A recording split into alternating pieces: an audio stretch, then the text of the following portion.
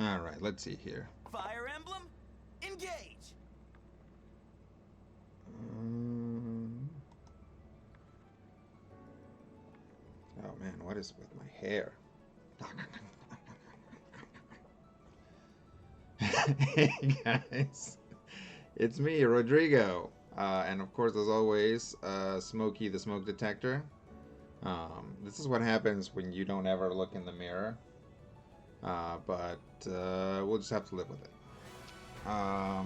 Yeah, we're gonna play Fire Emblem again. I'm still playing Fire Emblem Engage. It's a fun game that I'm enjoying a lot.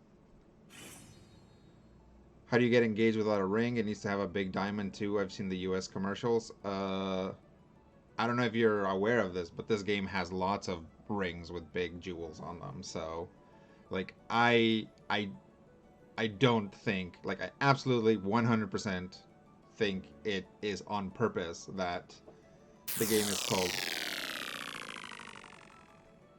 Get Smokey to submit his voice to the last time on Critical Hit segment.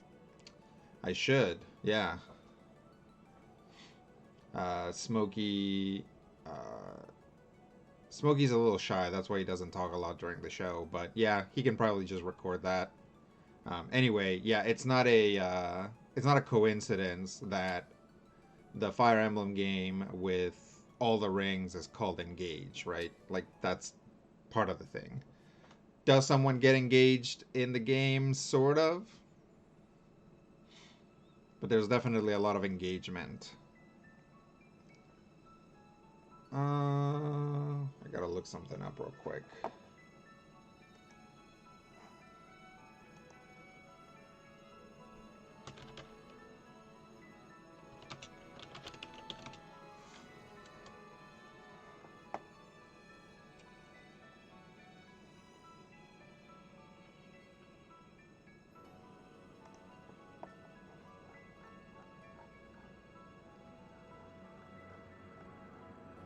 Let's see. Boots are on the left chest, on the right treasure room. Okay. Hang on, let me close that page, because... Boot. Here we go. Okay. Lagnus says, fun fact, Rodrigo played so much vampire he can no longer see himself in a mirror. It's all that LARPing. Someone should make a movie with Tom Hanks about the dangers of LARPing. Yeah. Honestly, the biggest danger of LARPing is if you're playing buffer LARP, that someone's going to hit you in the face with a PVC pipe covered in foam. That's about as dangerous as LARPs tend to get. Quote 13, the main problem with D&D is that it's very stupid. That's true. I stand by that. Okay, let's go in here. I think everybody... Did I give her new things? Yep. This team composition is interesting. Who has Ike? Is it Tamara? Yeah, I'll leave Ike there. Horsepower Man says, I was in a LARP where someone sprained his ankle because he slipped down the stairs running from a werewolf. Okay. Hey, Malone, what's up? Yeah, I mean, you're right. There are lots of other potential injuries in LARP. The vampire LARP that we used to play with, we had, like, the character sheets were envelopes, so you could keep, like, blood tokens in there, which were just, like, cardboard. And hand them to the game masters as you spent them, because blood is like the energy mechanic that vampires use. So yeah, you could get a paper cut, or you could accidentally eat it. Queen Sephoria! Finally! Took you long enough. Let... We're gonna skip this story a little bit. I've played this game. This is my 4th playthrough of the game, so I'm like, yeah. Get with the tacticals. Horseman says the worst injury I ever got was a horrible anxiety I get later that night every time I try to LARP. Yeah, I I think I'm definitely there now. I haven't LARPed in a long time, but if I did, I think I would also feel that way. Um, I definitely like Vampire LARP was tense because that was a thing where you had to like actually with your own social skills socially outmaneuver other people. Um, so that was very intense a lot of the time.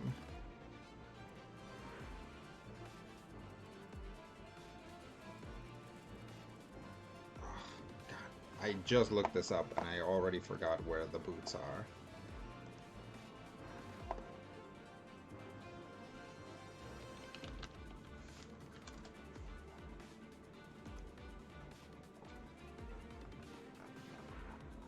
Um,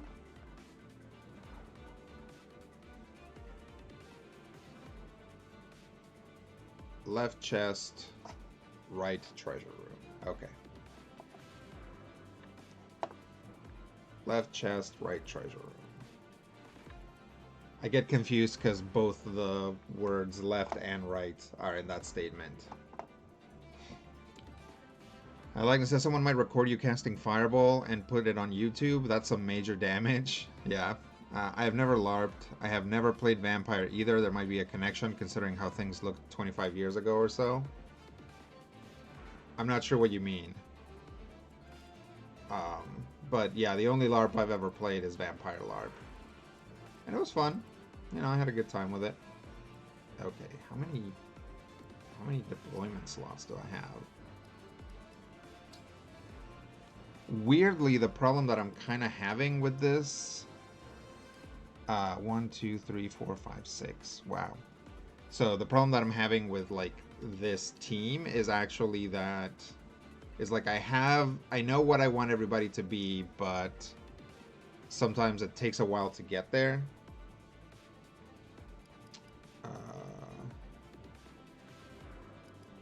And the game is like, the game doesn't care. It's like, okay, well, it's time for you to do this. And I'm like, oh, I don't know how. Or I don't like, I haven't built my team properly for this yet. So I'm just kind of dragging a little bit my,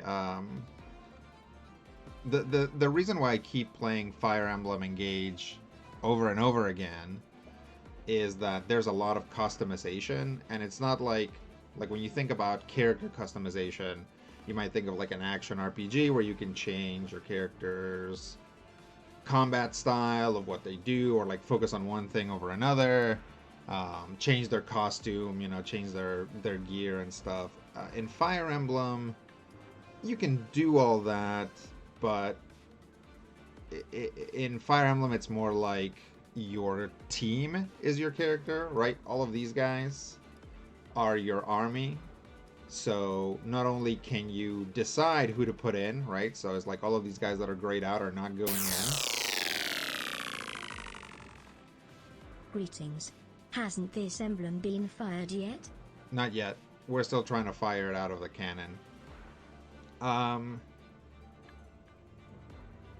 So yeah, your units are the customization, and what you can do is you can reclass them. You can change their class, and that to me is like just so many like little puzzle, like just so many little pieces to play with. I'm like, what if this unit was this class? And a lot of the time, unless you like really screw up, it'll probably work. I'm playing in hard mode right now, and I have a couple units that are like below the swing because I reclassed them, and now they're like weak because they haven't gotten their, you know, they haven't leveled up in the new class to get more powerful. So I am having to play like very conservative, like a little baby, but it's fun. I like it. That's the trade-off, right? I get to like mess around with sort of like the way that the units work, and like synergize and all that stuff. But the downside is that if you reclass all your units, they all go back to level 1. That doesn't mean that their stats drop, but their stats change. So they'll get bonuses on certain stats and penalties on other stats. So you have to keep track of that, or at least be careful of it. Likeness says, I declared Vampire the Masquerade my arch enemy the first time I saw it in stores, so could not play it. No fraternization with the enemy. Interesting. I'm actually curious as to why that was.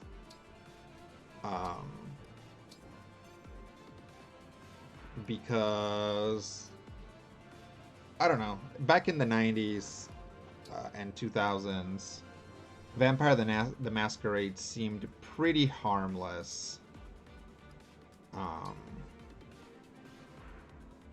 I wouldn't say now that it's harmless, but back in those days, nobody thought twice about Vampire the Masquerade. I guess that's not true. Vampire the Masquerade had its place in the moral panic, but because it came so late in the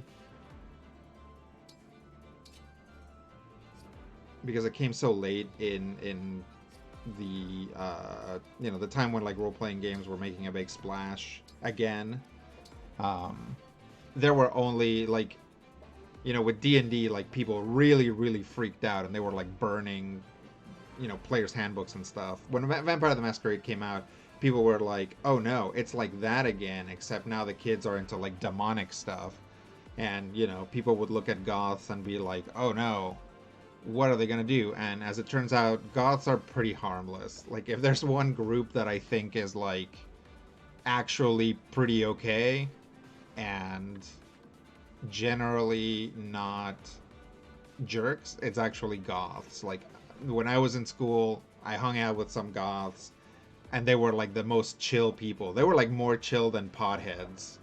Like, it's the understanding that comes with like that aspect of nihilism of like, well, things don't matter anyway, so why make things more difficult for yourself? But I don't know. I might be misinterpreting goths.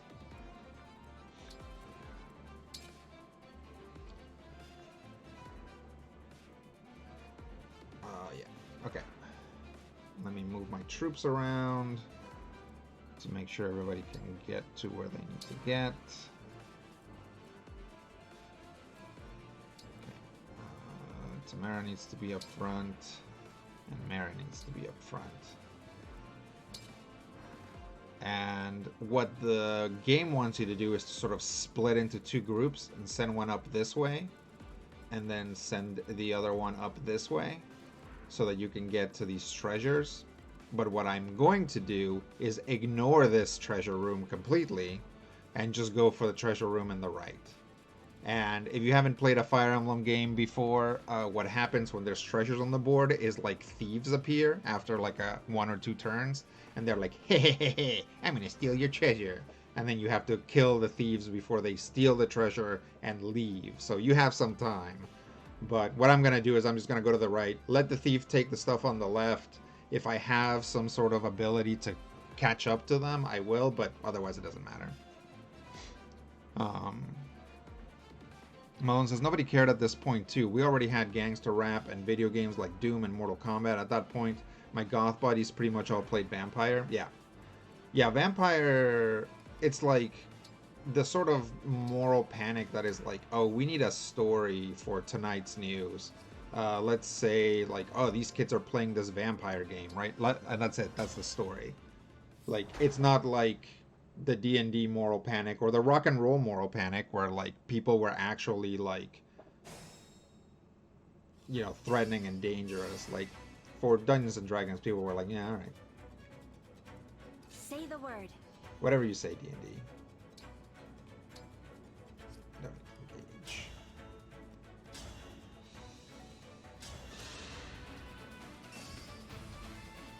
If you guys have played Engage, I reclassed Chloe into a mage, and she's really good so far. With Chloe, I always ran into this issue where if you put her on Griffin Knight, which is kind of where she, like, quote-unquote wants to be, Let's do this. it's what she's kind of built for. her damage falls off towards the end game. So we'll see if that still happens with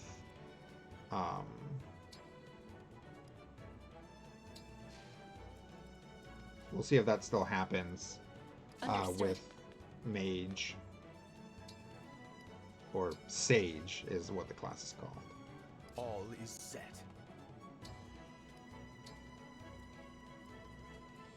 Here goes.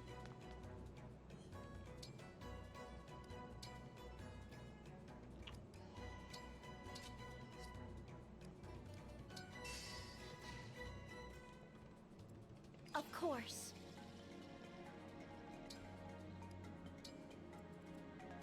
Let's go. I also just I hear turned you. Diamant into a Wyvern Knight, so we'll see how that works too. Let me put a Divine Blessing on. Actually, I'm gonna put it on. My will is firm. Chain Guard here. Divine Blessing.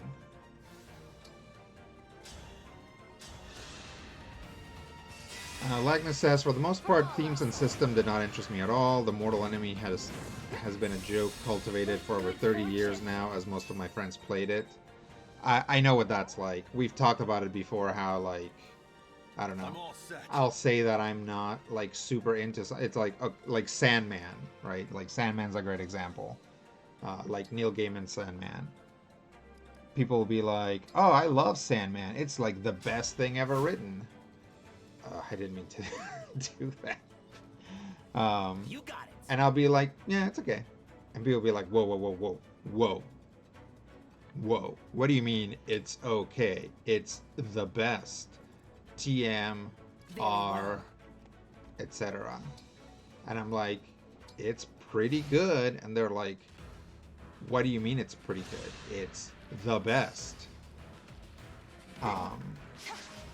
And that somehow ends up turning into like people will just say, like, oh yeah, Rodrigo, he hates Sandman. And I'm like, I don't hate Sandman. I just think it's pretty good. Like, I think it's pretty good as opposed to like the best thing ever written. And that's fine. There's lots of things about Sandman that I really like. It just, you know, I'm not that into it, I guess. But it's funny how just kind of like not being into something that everybody likes, and lots of people like Vampire the Masquerade. It's funny how that makes you like this naysayer and hater. It's like, nah, it's just, you know, it's okay.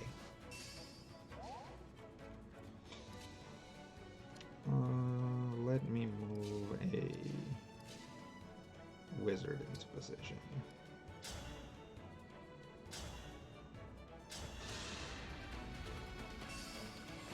Allow me. My turn. Ooh, how gallant. I'm also building this crew to like stack a lot, so some of your units have the ability to attack during other people's turns. So I'm trying to get like a critical mass of that type of unit. Oh, that's the thief. Maybe I'll send Marin to try and kill it.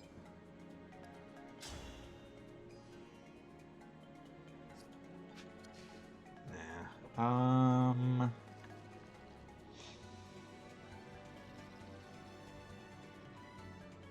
Yep, I already used Chloe. Yeah, I'll just move forward. See who else has it. Who else has the ability to get up there.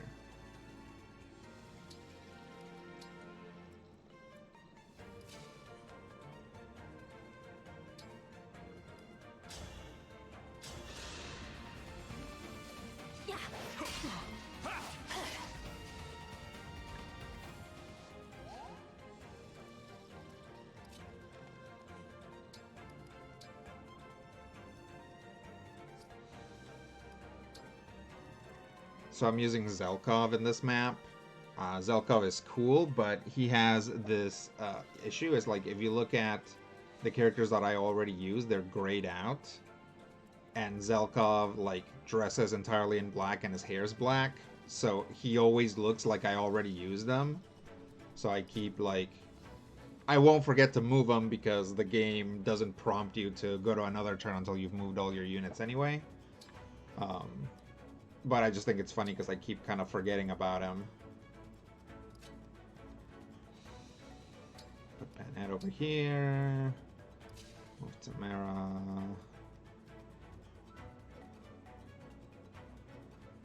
Okay, so she's only going to get 2 of those lines.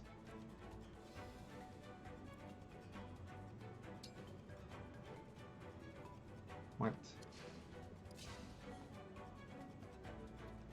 I guess that's as far as she's going. Right? Because if I go 1 more, then I get 3. Okay. It's like, I don't think that... It's like, that thief isn't going to attack, but I don't want to provoke... Yeah. That's good there.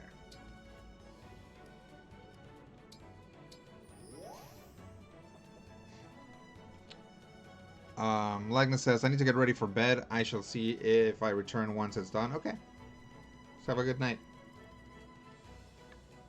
Lagna says, I have started going to the gym again and my sleep is suffering, as in I fall asleep early.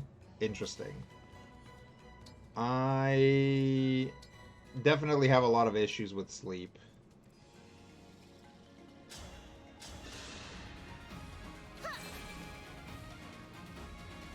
And it's partially because I don't sleep very well and I've got migraines, but also because I am just like bad at it.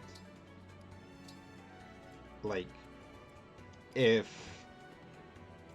a day is coming up and I'm like, oh, I want to do something fun on that day, it's like, okay, well, I'll probably be able to get some rest or whatever.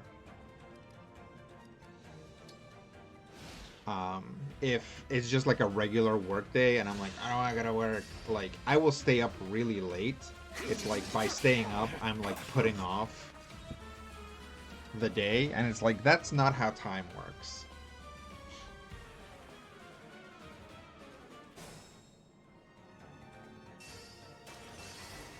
Okay, I'm gonna... This is probably overkill, but I'm gonna nuke that thief into orbit.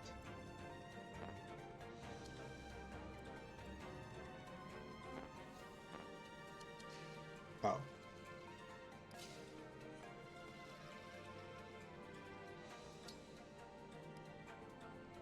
Wait, how many? That's all. That's... I can probably kill that Pegasus this turn. What's up here? Mage. It could be dangerous. Oh, and she can't actually kill him. So instead, we'll move her here. That's the thing between, like, I was playing in normal mode, because, like, I played 2 games, like, 2 run-throughs in normal, then I did a hard one, and then I went back to normal, and I didn't finish that normal run because it was, like, too easy. And, like, I don't mean, like, oh, this is too easy for me. Like, basically, Fire Emblem has a lot of, like, mechanical depth. So I would do things that exploited that mechanical depth. I'd be like, oh, if I like put these 2 options together, that actually comes up with a very powerful option. And then when I was playing on normal, like, it was very clear that I didn't need it. I'm like, I have made this character that can attack like 5 times. And if I give them this axe, they can actually attack like 10 times. And it's like, it doesn't matter because they would go down in 1 hit. Like, the enemies would go down in 1 hit or 2 hits. So it's like, I didn't need to, like, key a character to that because the bad guys were just, or, like, the enemies were just not very strong. So I was like, okay, well, I gotta crank up the difficulty. And that's why I played my first hard playthrough. And that was fun. But towards the end, I was like, okay, this is, like, it's not so much that it's challenging, but it's getting kind of boring because some of the fights take a long time because I'm not very good at it. So I tend to like turtle for a few rounds before I get like my stuff together and then I start advancing. Um, so at the end I was like, ugh, I do not want to go through these like last few maps in hard mode again. So my next playthrough will be normal. I started playing in normal and I was like, nope, this is too... like, the enemies just go down too fast. I'm not getting a chance to do what I like about the game, which is that I get to customize things to sort of do, have like weird options and things like that. So, yeah, in the end I ended up going back to hard mode. There is a harder mode than hard called Maddening, but I know better. I know better than to play in that mode. Oh, snap. She can still chain guard. Yeah, let's chain guard. By all means.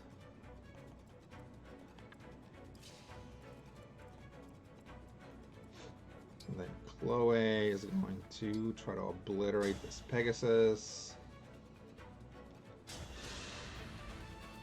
As if I'd lose.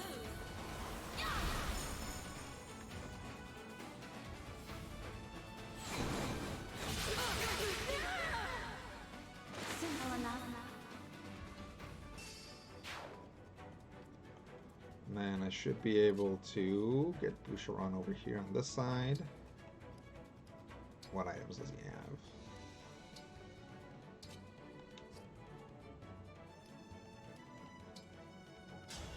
Pivot. Let's see. Malone says, I have to admit the best thing I got from Sandman was death. I have pretty much one major thing in each genre like that. Everyone assumes because my age and background I must love the super popular and ELL or and well-regarded thing. Turns out often I don't. Yeah, I'm in a similar way. I mean, there's lots of popular things that I like, but yeah. Malone says, 90s anime, never seen all of Full Metal Alchemist, though thought it was okay. Current TV, so one season of Game of Thrones, not really interested, seeing more. Not seen one episode of Rings of Power, despite having read all the books, including books about Tolkien books. I mean, that's fair. Definitely, as you get older, you can develop this ability to figure out if there are... if there's like a movie or show or something and you know that you're just not gonna like it that much,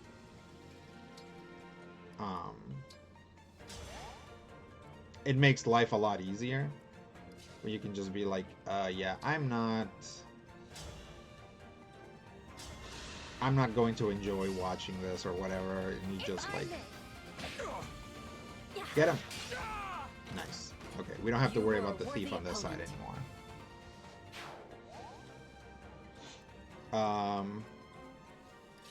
I feel like I developed that ability very early on when it came to trailers. Like, I could look at a trailer and be like, I'm not gonna like this movie, right? And it was usually that. Sometimes movies would surprise me and I'd be wrong, but most of the time I'd be able to look at a trailer and be like, this doesn't look good. I definitely went to see movies based on, or movies where like the trailer gave me a bad feeling. Like one of them was, I mean, some of you guys are ancients like me, but I went to watch League of Extraordinary Gentlemen 1,000 years ago when it first came out, and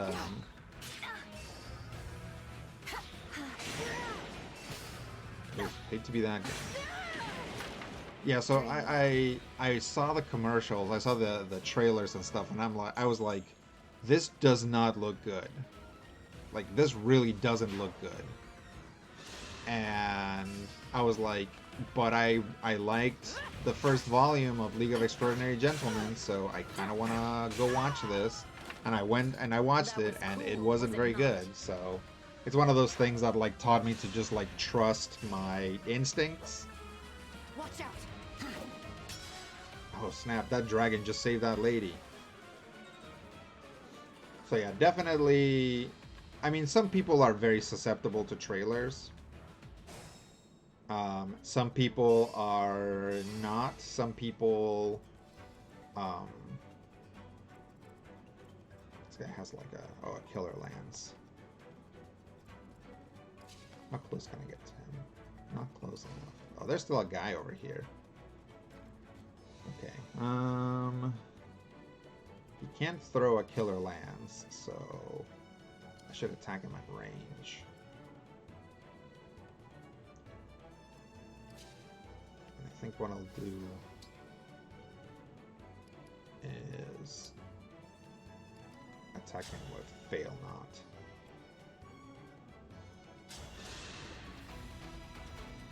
Me first.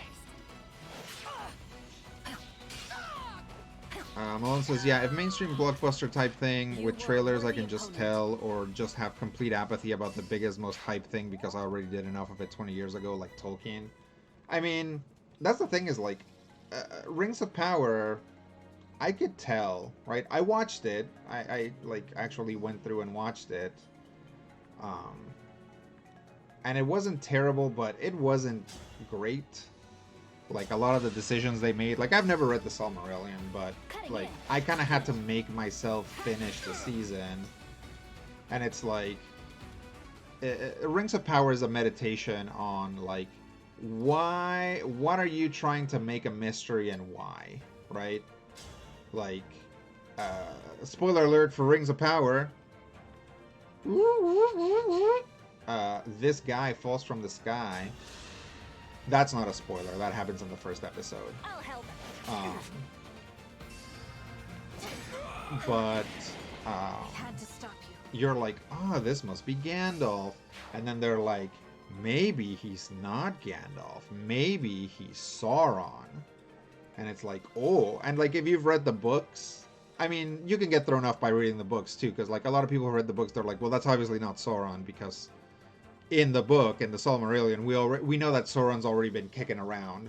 It's like, yeah, but in the book, also, Gandalf doesn't come down during this age, right? It's like Gandalf comes down later or something like that. So it's like, it doesn't matter. They're going to do whatever they want. So now, spoiler alert, woo, woo, woo, woo, woo, woo, woo, turns out that it actually was. It was Gandalf. Like, no problems. It just turned out to be Gandalf, you guys. And that was, yeah, it's like, why did we even go through that? You know, why even have this mystery if, like, you're just gonna try to swerve people a little bit? And it's like, probably because there's not much else to Rings of Power. Like, Much improved. there's a reason why the first book that was made was, like, The Lord of the Rings, right? Like, Fellowship of the Ring. Like, the Silmarillion is not a cohesive book, from what I understand. It's like a bunch of different things. And it's like, trying to make something out of that is difficult, and you'll be very prone to doing it wrong. So it's really just asking for it. But, you know, it's fine. It's like, what? I gotta pay more attention. That's okay.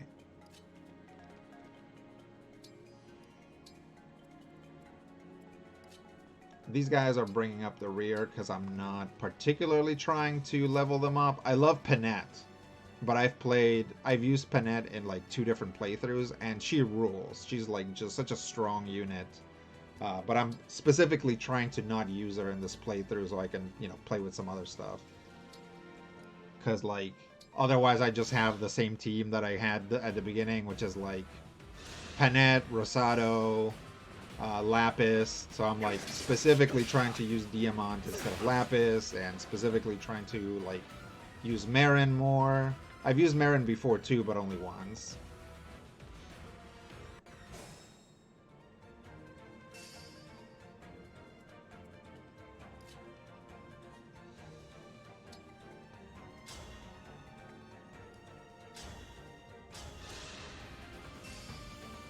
Let me help. Bam, bam. I'm sorry. Malone says, that's just modern Hollywood writing. Everything has to be drawn out mystery box, even if it's not necessary at all. Subvert those expectations like your life depends on it. Yeah. And that's a problem. It's gone down a little bit. Because it used to actually be a huge problem in the 90s. Like, I think people are like, why do people make such a big deal about M. Night Shyamalan? And it's like, The Sixth Sense changed the way that people looked at movies for a while. It's like, for a while, every movie had to have some sort of plot twist. And if it didn't, you weren't doing it right.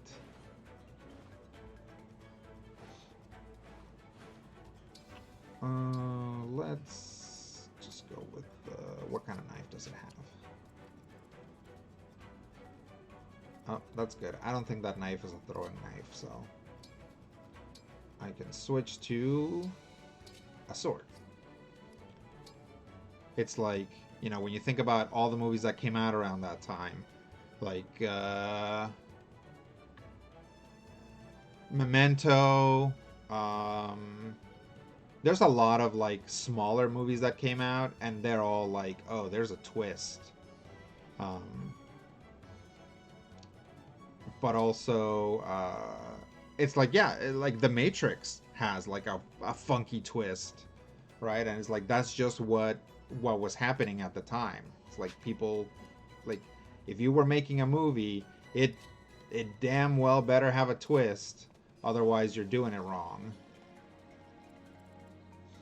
Let's see, 2 axe guys and a wolf up there, so we'll send...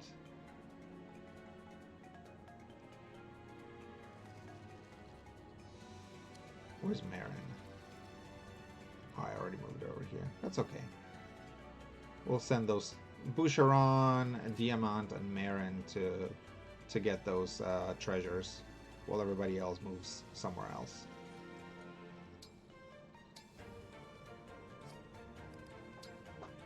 No pivot.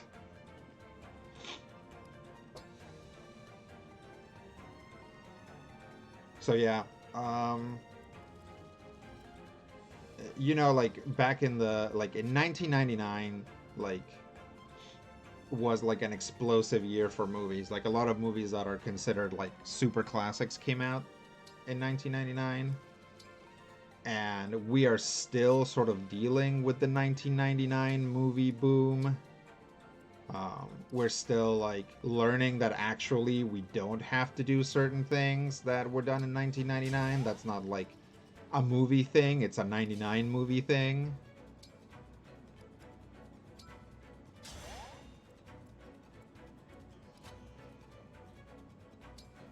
But yeah, we'll figure it out. Don't worry, guys, we'll sort it out.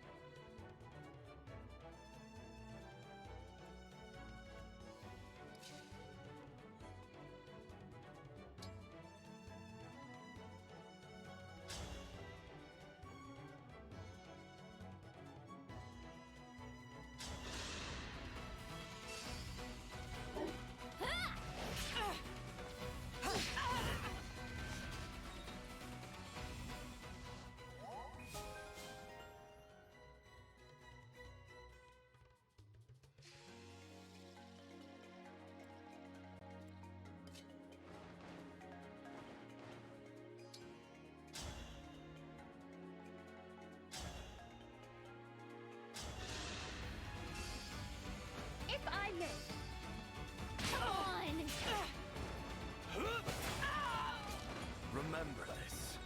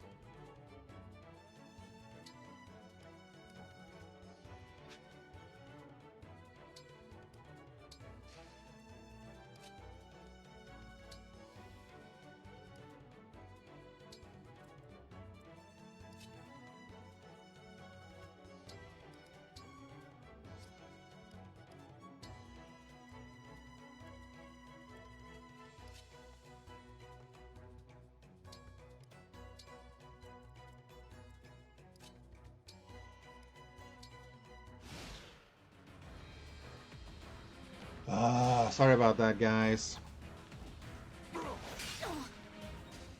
You'd think by now, or you think, first off, the fact that, like, I just muted myself so that you guys wouldn't hear me, like, guggling some water. That I would just immediately unmute myself, right? But no. And then the other thing is, like, you'd think that I would, like, always check, right? But I don't. So I hope you enjoyed those, like, 10 minutes of just very soft Fire Emblem music and sound effects.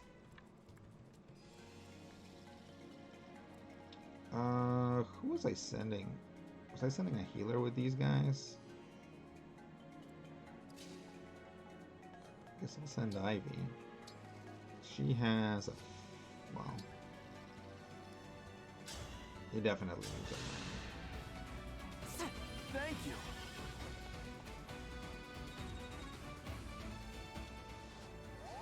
Yep, nope, sorry about that, just muted.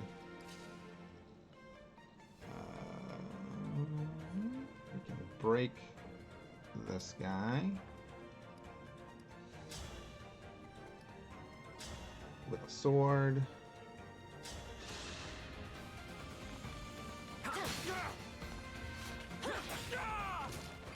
That was cool, was it not? That was cool.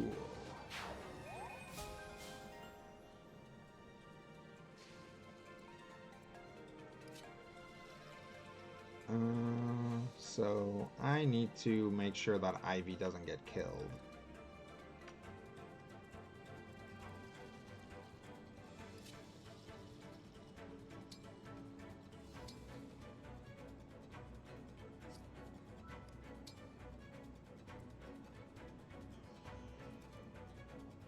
Okay.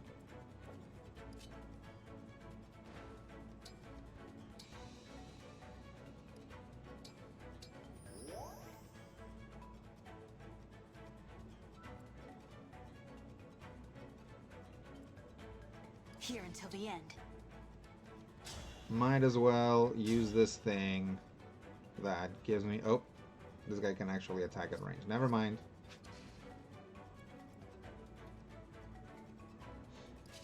Let's send Tamara in. Wait, do Do I have an X character down here? No. Oh, yes I do. I have Panette, but Panette... Oh, no, she can make it. Go get him, Panette. Me first! Not over yet! Oh, that Panette.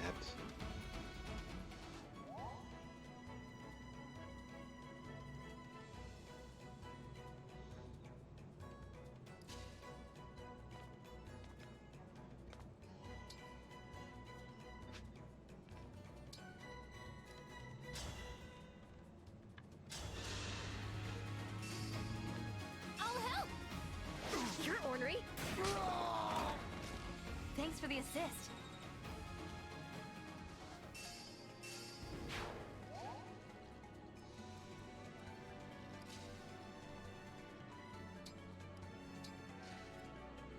Let's just move everyone over.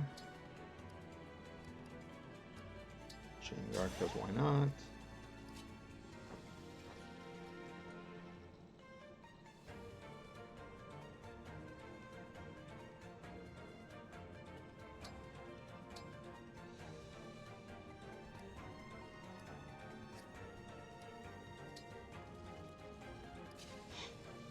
Chloe.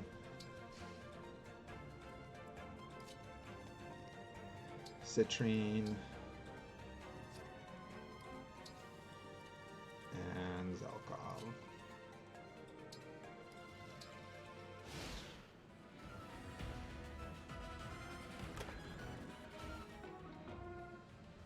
Silver Spirit Art. How dare you?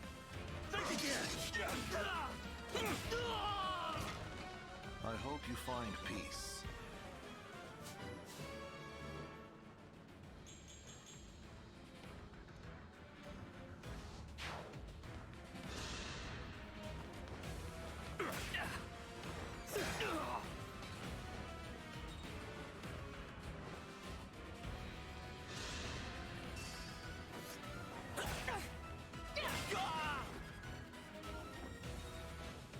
Ooh, that one's got a steel blade.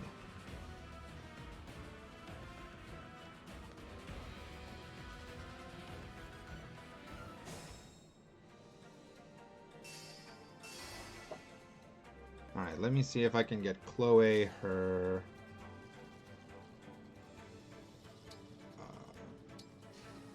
engage back. She might actually be able to kill those guys.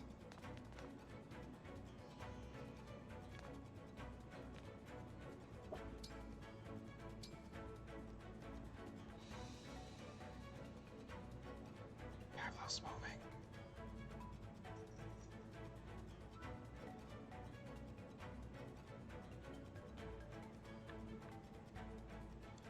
I'm seeing if he's gonna go back to sleep or if he wants to go out.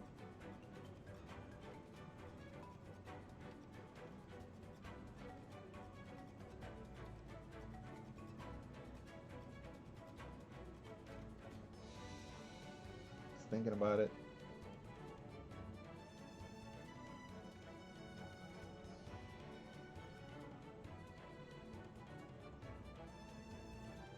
He's thinking about it.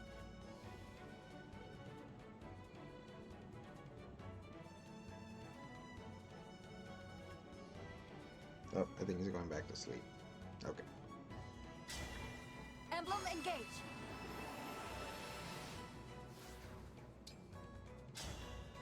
This is the one of the new DLC heroes, which allows you to just like straight up summon another troop, which is nice. That's actually, it's like really helpful because it's good for like pulling enemies without like potentially sacrificing a unit that you actually like. Whew. That's rad.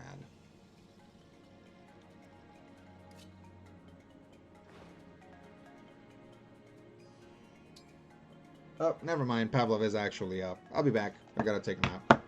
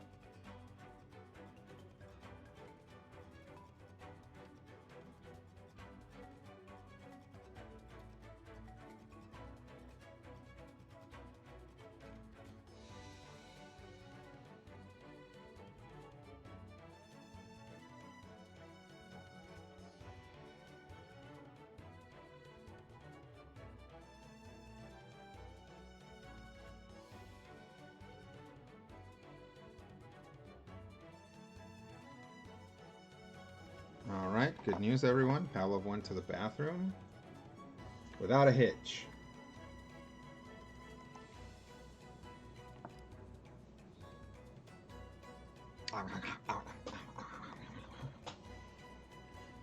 Uh, okay, let's see. Malone says, but yeah, it really bothers me how it took comics about 40 years to reach to a point where we got those deconstructions like Watchmen and Miller stuff.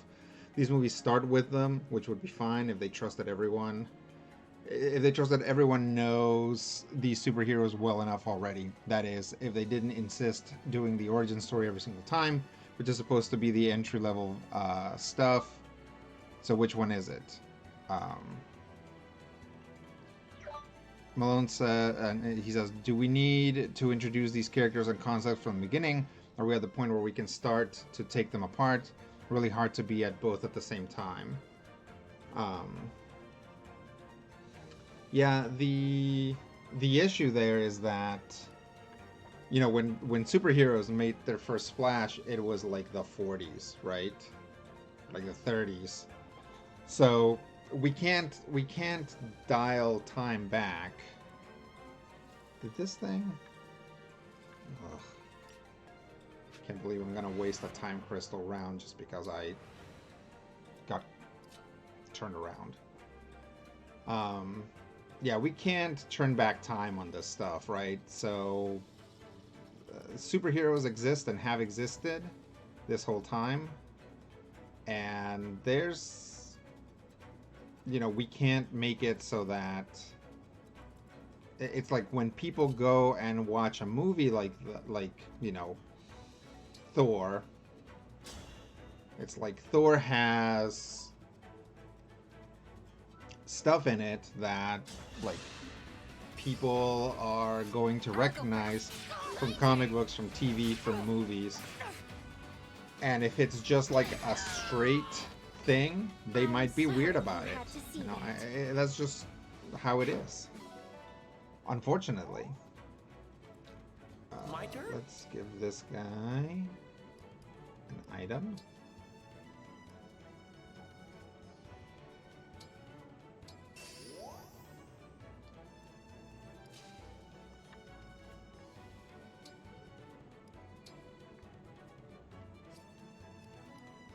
So yeah, it can be tough to sort all that stuff out, right?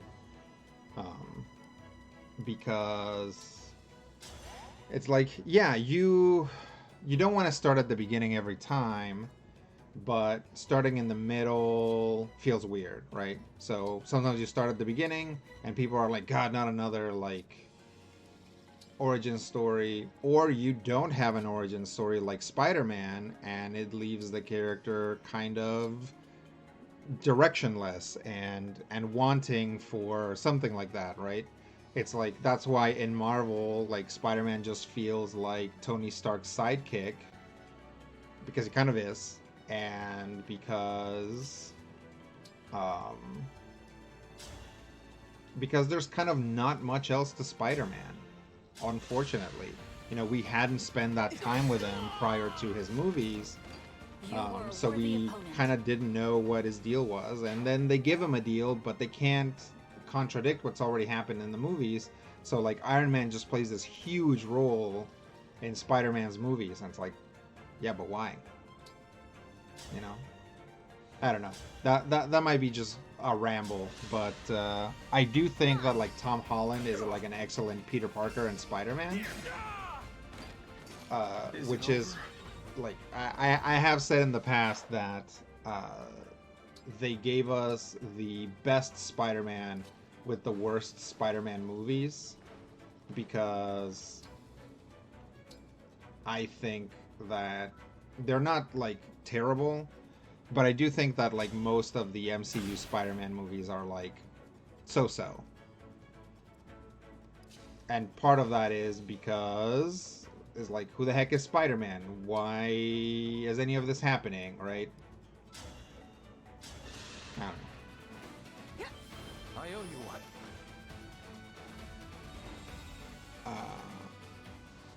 Malone says, I used the bathroom break to write an essay. Yep. It just looks like a lot because the columns are narrow. I shall protect you.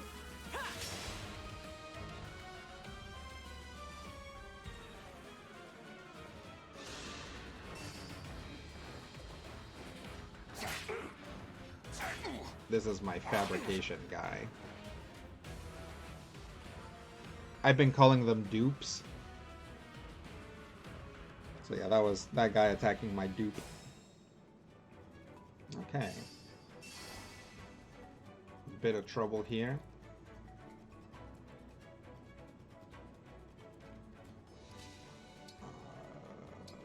Nope.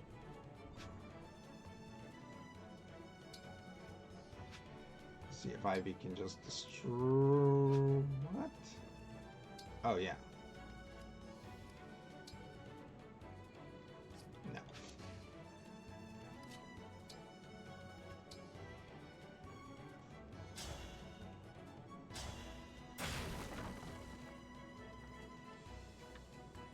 I'm annoyed that destroying a door doesn't let you canter afterwards. Alright, Diamant. Radiant Bow. Same thing with opening chests. You cannot canter after opening a chest.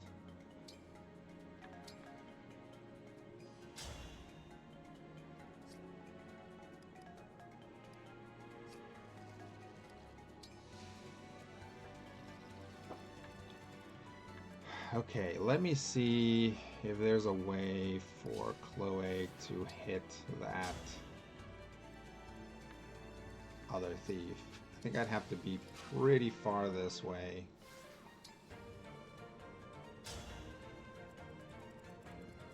Yep, no. There's no way. And the thief is gonna exit here. So, yeah, probably not gonna be able to catch that thief, which is fine. I was explicitly okay with not catching that guy.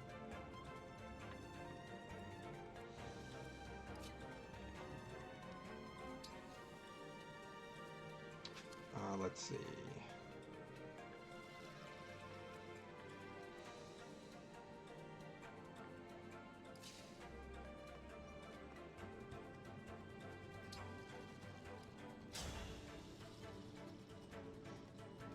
We'll just start chipping away at this guy. Me first. So he's coming up on my back line. Malone says characters are often also unwritable in modern way, which is how everyone is written. Nobody seems to consider Thor, for example, as 5,000 years old. One would think he'd have a little more insight than a 16-year-old. Same problem with comic book geniuses, who are the dumbest smart people I've ever met, just because most people just can't write something like that in a convincing way, unless we bring in shenanigans and a long-term storytelling.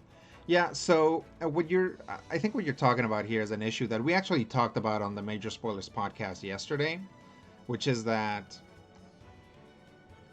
the mythology of a character doesn't always fit a story, right? If you're writing characters into stories, it can't always be the same character. And we were talking about Superman. So Superman has like one of the more drastic like differences between what he does in his books and what he does when not in his books, right? So in his books, Superman is like incredibly powerful, like fly through the sun to clean your cape type, like powerful. And that makes him very difficult to write if you're gonna put him in the Justice League, right? It's like Superman in the Justice League has to be a lot weaker, and there have to be a lot more things that get around his invulnerability or whatever. Because you need other people to also do things, right? It's like otherwise Superman would just do it all. We read, what did we read? Superman Up in the Sky. If you wanna look at somebody like very consciously trying to write Superman mythology, you might want to pick it up. It's a Tom King book, so I know some people don't like Tom King, but it's, I thought it was good. But yeah, so you have a character like Thor, and it's like, well, like, yeah, this character's 5,000 years old. If he had a normal human cognizance, he would probably be very wise, right? And probably very smart too, and just have had the time to really figure things out. But that's not a lot of fun, right? So the mythology of that is that gods mostly don't change, right? Gods have like their attitudes, and even though they've been around forever, those attitudes don't change. And I'm okay with that trope. Like, you don't need Thor to have the wisdom of Solomon. You really don't. It's fine for Thor to just kind of be a little bit more immature and to get his maturity during his movies. Like, that's perfectly fine. So I guess I'm disagreeing with you, but, you know, not in any... Like, I get what you're saying, definitely. Hit him with that Levin sword. Ugh, that was a lot of damage. Canter away.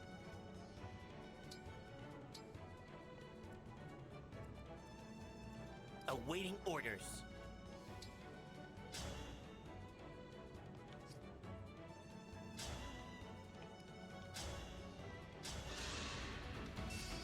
Malone says, yeah, Superman was the perfect example. I seem only like the mythical Superman, like All-Star Superman, or very mundane Family Man Clark, so it's no in between for me. Yeah, you might like Superman Up in the Sky then, because it did very strongly remind me of All-Star Superman. And it's like, when I was reading it, I was kind of sarcastically like, oh, somebody wants their own All-Star Superman. But, you know, I actually don't know when each was written, so it could have been written before All-Star Superman, although I don't think it was.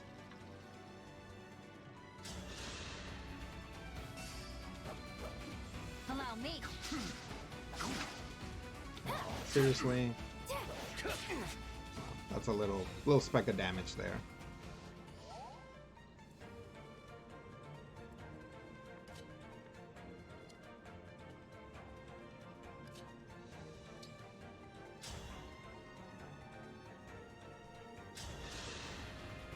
I'm not gonna get any XP for using the Duke, but I need to get rid of that wizard. He's gonna cause me problems. Okay. Panette can wait. She can step on these. Tile. Oh. Because I could have healed her. And yeah, we'll take another shot with... Can anybody get at her right now?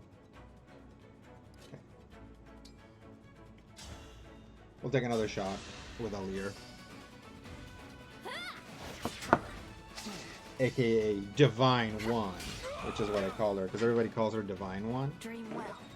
It's like, oh, Divine One, because, you know, that way they don't have to use, like, gendered stuff or whatever. And they don't have to, like, say the name that you came up with, because it just, you know, talk to her with her title. Okay, Diamant. Oh, Diamant already went. Who do I need to go? Marin?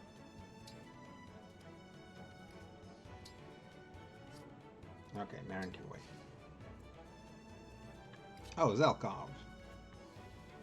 Zelkov can get into his little attack cage.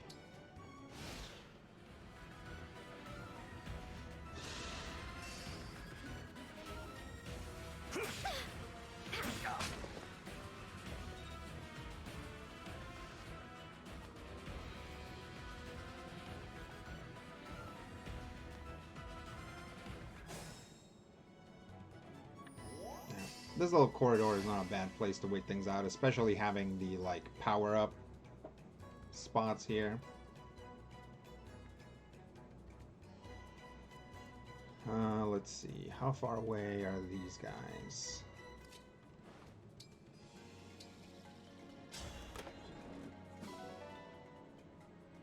Ha ha ha. Yes, send them away. Hoots!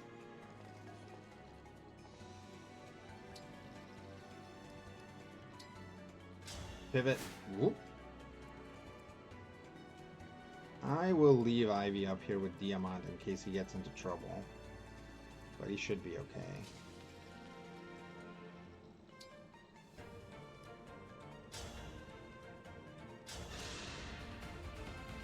I will strike you down. Ooh, a crit. Nice. That was cool, was it not? That was cool. So, Fire Emblem in general has a really confusing leveling system. Basically, when you it's kind of like in D&D where you're like, oh, I'm 7th level and now I'm going to go into like a prestige class or something like that, or I'm going to multi-class, so you're like a level 7 fighter and a level 3 paladin, right, or something like that. The problem with Fire Emblem when it does that is that it doesn't show you the old levels anymore. So you don't know what a character's level actually is, like what their true level is. What people who play Fire Emblem call their internal level, because it's hidden. So it's very hard to tell like where a character is unless you look at their stats, and then you have to know what all the stats mean to know like if they have good stats or low stats, and if they have low stats because they're low level, or if they have low stats because the character just naturally manifests lower stats. It can be a thing. It's an aspect of the game that is not super fun. Okay. She got down there. Diamant went there. I got a guy coming back here. Tell me that Chloe can just incinerate him. She can. Yeah, Chloe is really pulling her weight. I'll help. Basically all of these characters have been reclassed into something else that is not like what they're originally good at necessarily. It's usually like tangential, or maybe sort of like somewhat parallel. Really is probably a better way of saying it. Like I'm not making guys that have bad magic growth into wizards. But sometimes it's just surprising the way that like the levels are manifesting, and like Chloe is just like immediately a competent sage, like a competent like wizard, whereas like Celine and Ivy are struggling as martial masters, right? Because of how the leveling has worked out.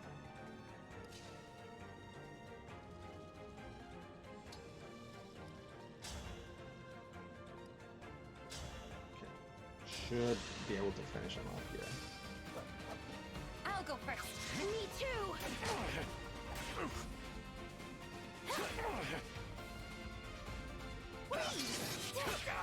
Nice. You have my respect. Yeah, I think maybe the only character that I'm not reclassing into something weird is Tamara.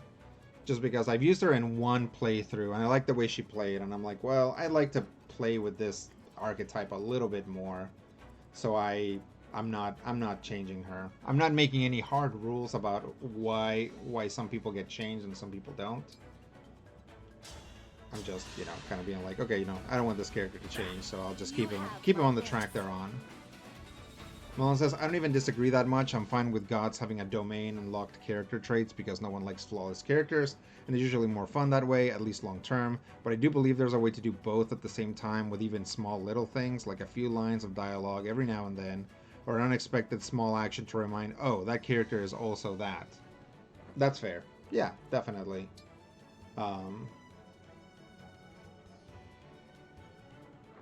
Yeah, like my dad doesn't like the proliferation of humor in Marvel movies. That helps. He is like, he's like, I like these characters and I feel like they're not taking these characters seriously. And you know what? That's a fair assessment because they're kind of not. And I'm okay with that because they're comic book superheroes, and to me, comic book superheroes are very flexible. You can tell comedy stories with them, just like you can tell like important, um, whatever stories with them. So it doesn't really bother me that there's a lot more jokey stuff in Marvel superheroes now.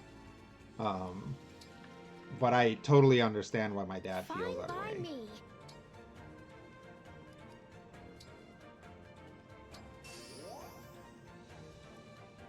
All right.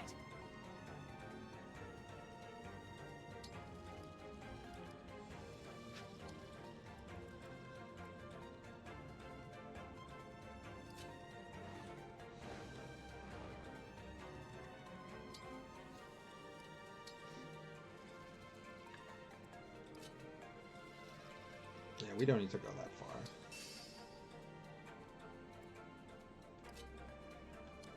Are there still people coming up behind us? Yeah.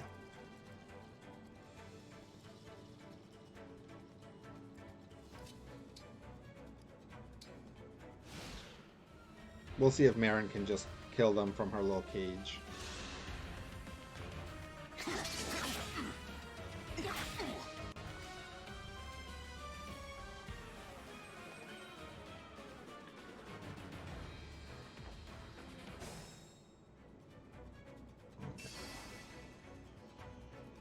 Yeah, especially in like higher difficulty modes, there are times where you just have to be like, okay, well, I'm fighting a battle on two ends, so rather than try to advance, I'm just going to like spend, like let these enemies, spend themselves.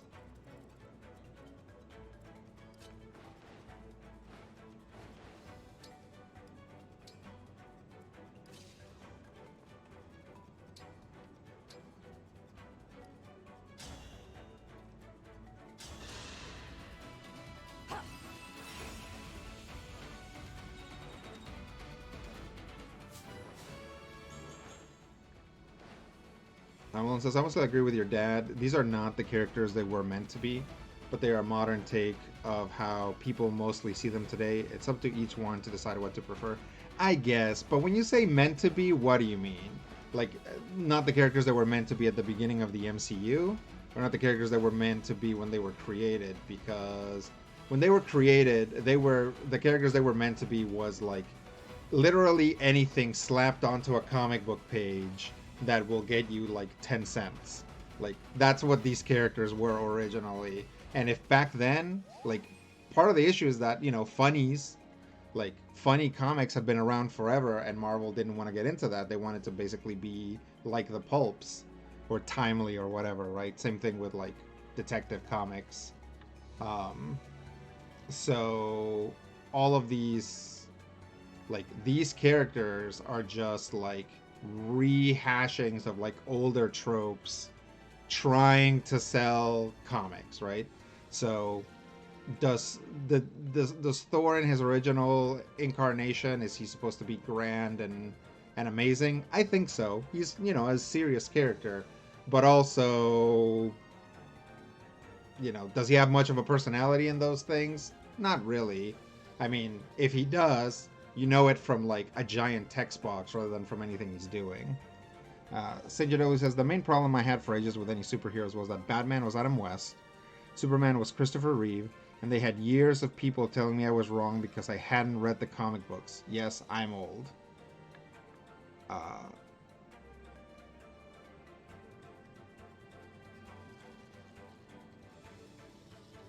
So what was the issue? Like, you were like, to you, Adam West and Christopher Reeve, like their portrayals were like the true Batman and Superman, and people told you no because you haven't read the comics, or you had read the comics and decided that you like those portrayals, or yeah, but break it down for me. I'm sorry, I didn't quite get it, Saint JW. Malone says, like meant to be how they were introduced in their own current stories. Okay, so like, well, do you mean in the comics or in the MCU? Because I like like who means for these characters to be what they are, right? It's like what you are saying feels a little bit like sort of that like ownership that like a lot of nerds feel they have over characters like this. So I'm just trying to clarify like what your starting point is for what these characters were meant to be.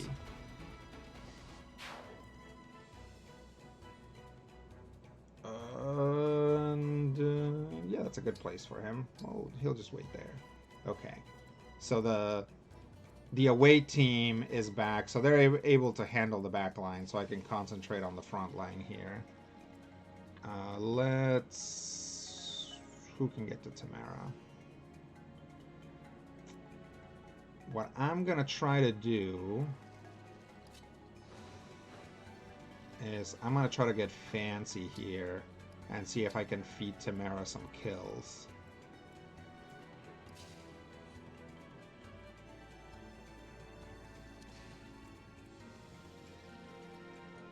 So I'm gonna like back everyone else up. Hopefully this doesn't blow up in my face.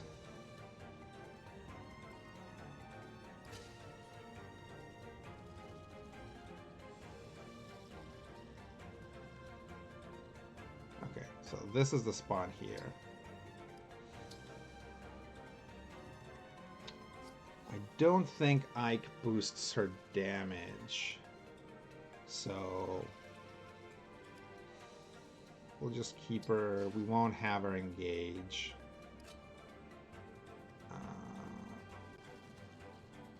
Back this lady up.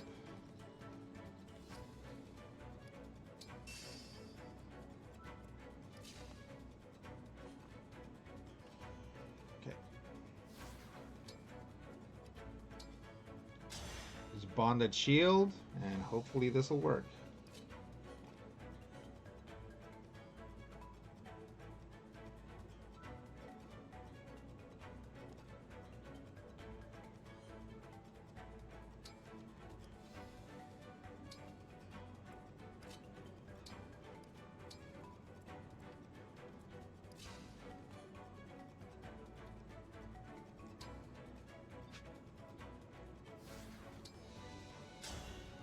Let's see where an Astral Storm can get me.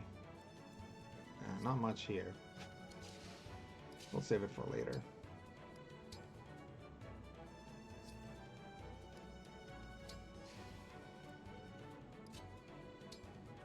Selkov's gonna live in his little cage.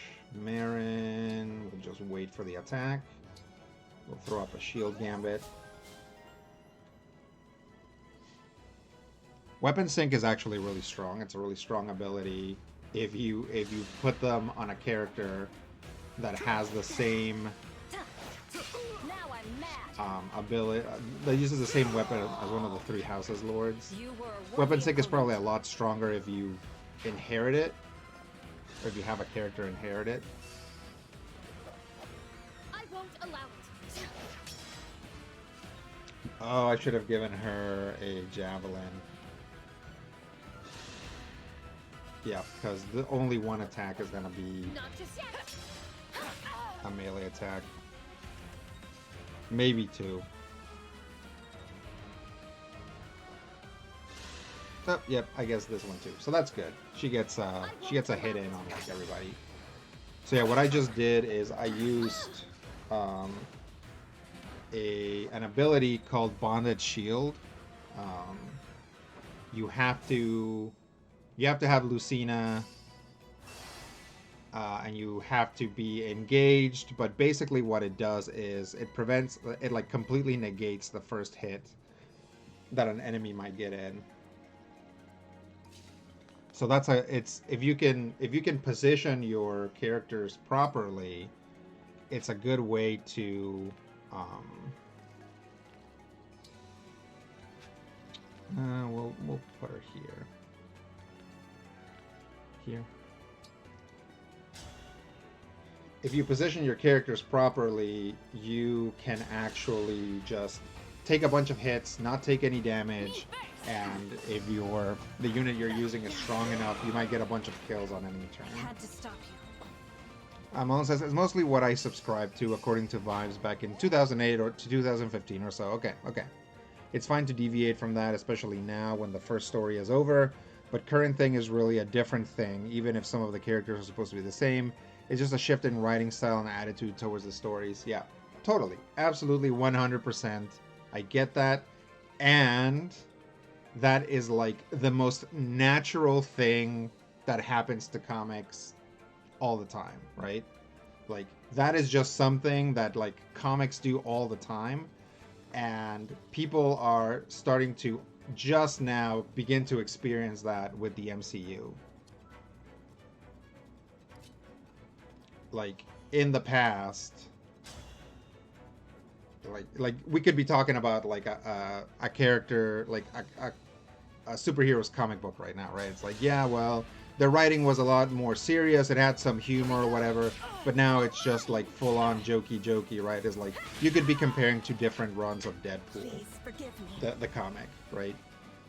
And it's like, it's really interesting and amazing how the Marvel Cinematic Universe is just going through all the paces. Like, it's basically behaving like a comic book, right? You get new writers in, the new writers change things up. Some people like it, some people don't. And yeah, it just like changes things up, and that can be fun, I'll go first. but also it can be annoying or stressful. And absolutely, if you don't like it anymore, then you don't have to watch it, right? Like, I think my dad's gonna stop watching Marvel movies, and it's too bad because we're like finally starting to get some Mexicans in there. Although my dad is like a Mexican from Mexico. I mean, I technically am too. I was born in Mexico, but like my dad doesn't really care about representation. Like, I think for a lot of Mexicans, especially like mestizos like me, they don't feel underrepresented because when they see white people on TV, they're like, oh, yeah, white people like us, right? So I'm not saying necessarily that's how my dad feels, but I think that's how a lot of Latin Americans that I've talked to who like come from Latin America, that's how they kind of feel about things.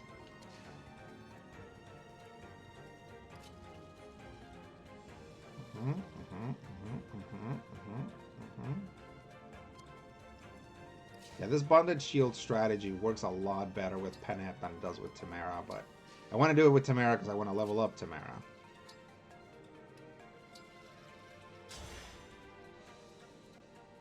So yeah, it's like definitely like by all means, if you don't like the way that a character is being handled anymore, like stop going, right? It's like I am in general like kind of fatigued of the Marvel universe, of the Marvel Cinematic Universe.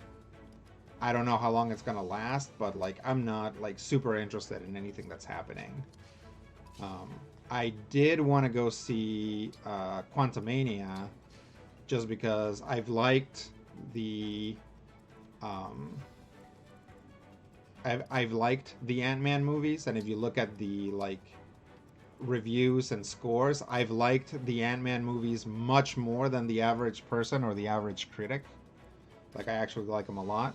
So I was like, yeah, I'll go see Ant-Man, but I'm just like, going to a movie theater for me nowadays is just like a real pain in the butt. Just because of like potential migraines, or because maybe I've had a migraine before and I'm tired, or whatever, you know. So unfortunately, the movie-going experience for me is, God, Panetta is just such a beast. You had to see that. Unfortunately, the movie-going experience for me is kind of hit or miss. So it can be tough. Like, even something that I want to go see, like Quantumania, I'm like, how much do I actually want to go see this, you know? Got flyers incoming. She's not gonna be able to take any of them out preemptively unless she gets a crit, which... It's a 3% chance of getting a crit, so no. Can't plan for the crit. Let's... Of course. Get Tamara down here.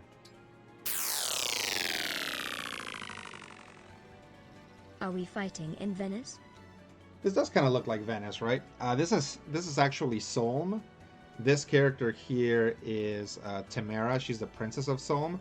Solm is where all the ethnic people live. Like, every other character looks like this. Every other character looks like this guy, except for the guys from Solm, who look like this girl. That's not technically true. There's 4 lands. So the people from Solm often have dark skin, but not all of them have dark skin. Some of them are like white, blonde people too. Then there are 3 other nations. There's 1 person of color that joins your team from 2 of those 3 other nations. One of them is just all white people. Each of the other ones has 1 dark-skinned person. So Zelkov here is Elusia's dark-skinned person. And then Brodia has Saphir, who you get much later on in the game. But yeah, that's kind of what Solm is. Solm is supposed to be like... it feels like Arabian. So like maybe Moorish.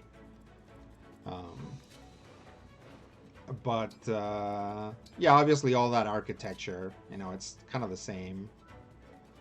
Or not kind of the same, but it's like there are like mutual influences. And Fire Emblem, unlike some other stuff, Fire Emblem does not pretend to have any sort of historical accuracy. And like they show that in some like kind of weird ways. Like, for example, there's a character who I'm not fielding right now.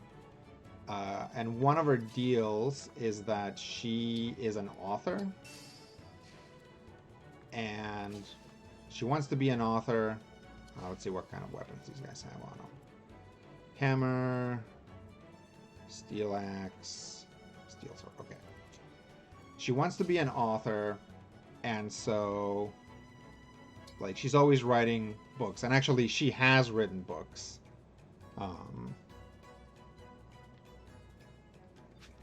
And it's like, people are like, yeah, you should publish these books. And the way that they talk about it sounds like, yeah, you should have these books published by, like, a publisher's house. And, like, mass produced and delivered. And it's like... in this world, there's already a in this like medieval world, there's already a printing press. Like, is that what you're telling me, Fire Emblem? So, I mean,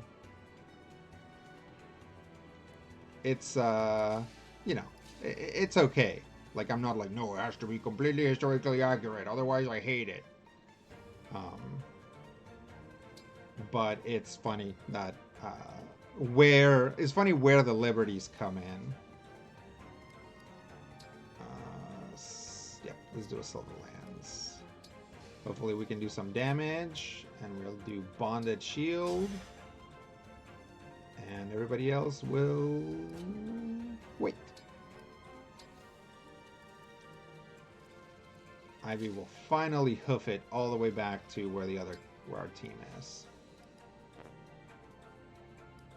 Staff says...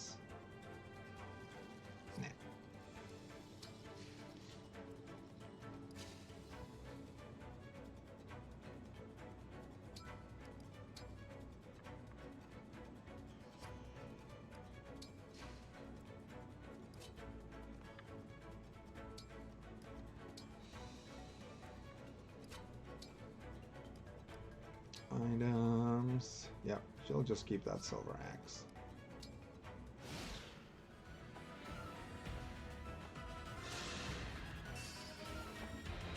Not just yet. My goodness, how awful. I need to remember to read chat at the end of the player turn, because I have to pay attention to the enemy turn in case, like, like one of my units dies, I don't want to like accidentally miss a unit dying and then like not rewinding time to save them.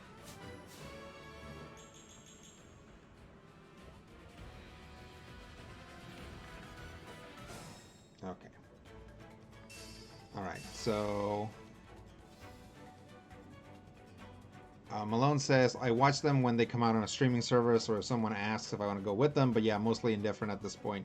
Me too. I'm just going to wait for Quantumania to come out on streaming, and I don't know that I'm going to watch it right away. Just, you know, I don't always have time. But it's like, it's really funny how,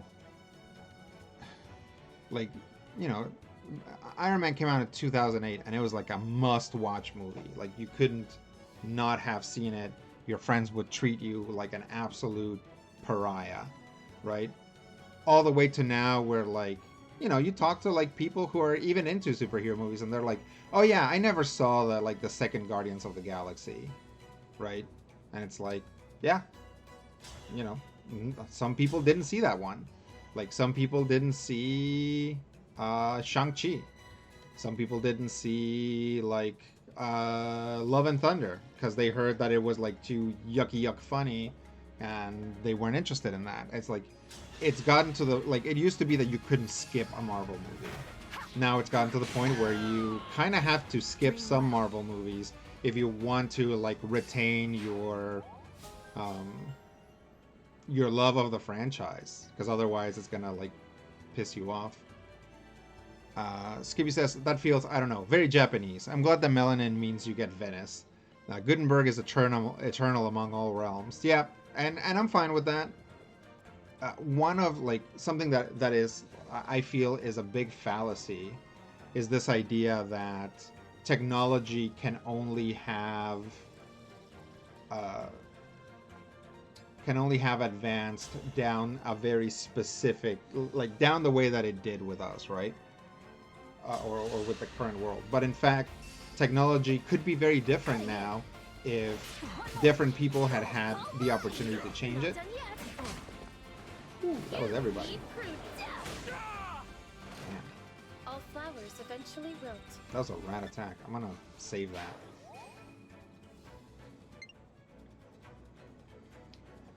Malone says, and to be honest, they don't really need me or my money. They need the normies who don't chat about this stuff on the internet at midnight. True. Yeah, they want the water cooler people. But that's okay. Okay, I think I've cleared most of this map. Now I'm going to go try to start poking at the bosses. Now, one thing that I think I can do is, yeah, I can hit Mauvier with an Astral Storm, and it won't do anything to him because he's too tough. But I think it'll, like, in the last time I played, which was granted in normal mode, that, like, poked him. It, like, made him start coming out at me. So if I can do that this time, then I can like basically isolate him from his allies and beat him up. So because there are 4 bosses in this arena. There's Hortensia, Zephyr, Marnie, and Mauvier. So I need to, if I just like run in there and they all gang up on me, they're gonna kill several units before I have a chance to do anything. So I need to figure out ways to like basically separate them from their groups so they're causing less trouble. Where did I give the jewel to? Oh, wait. We'll charge up.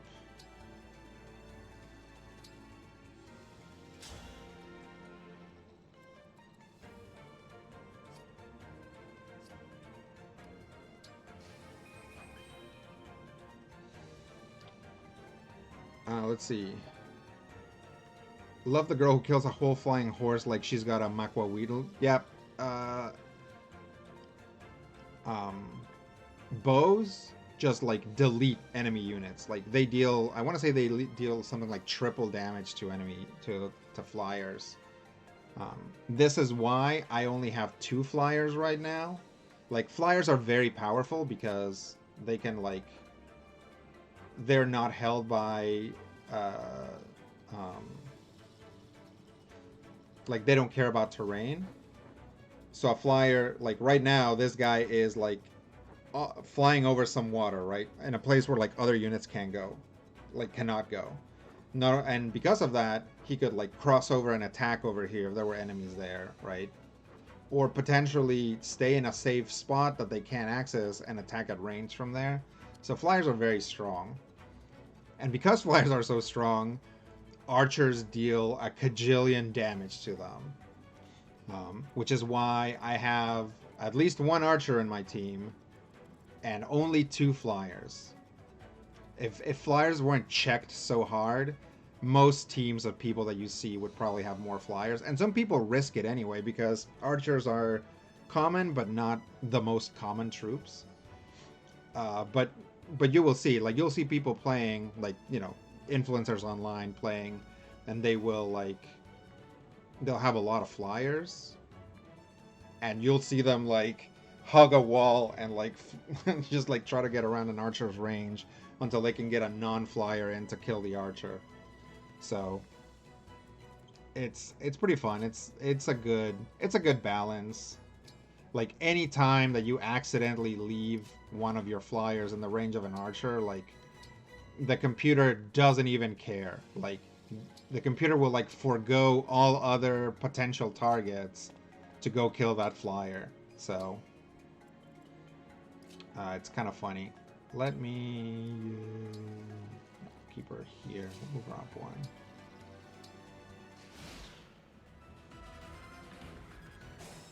Okay. All right. Now that, of course.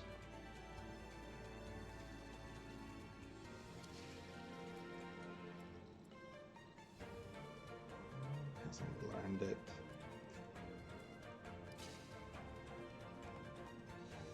Move her here. Move her. Move Zelkov to the other side. Move Ivy over here.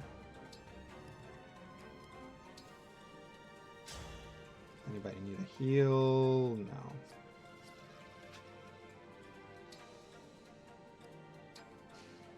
And then start building my front line here. Where's... Oh, there he is. It's like, where's Diamant? I don't always pay very close attention to what's going on. So there are definitely times when I'm like, I can't find my unit. Did somebody kill it? And I just didn't pay attention to when it happened. Let's see. Malone says, it's also just a RPG GM in me who screams internally when no one in your world reacts to stuff like a planet-sized giant rising from the sea. That is a thing. That is definitely a thing. What was it? I saw something recently where something like that happens. I think it was a comic I was reading, and it's like all of the cool characters, like all the characters were super cool, and something like huge and dangerous was happening, and like nobody cared. Everybody was like, huh, oh no, I know what it was. It was something else that I watched where like things were happening and all the characters are like, oh yeah, no, we've heard of these, and it's like, this is a giant monster. Like, even if somebody told you there are giant monsters over there in that forest, and you believe them, like, you would still be like surprised to see a giant monster for the first time, right? But it's like, but a lot of these characters just weren't. They're just like, oh yeah, sure, yeah, we've seen those, or we've heard of those. And I'm like, what?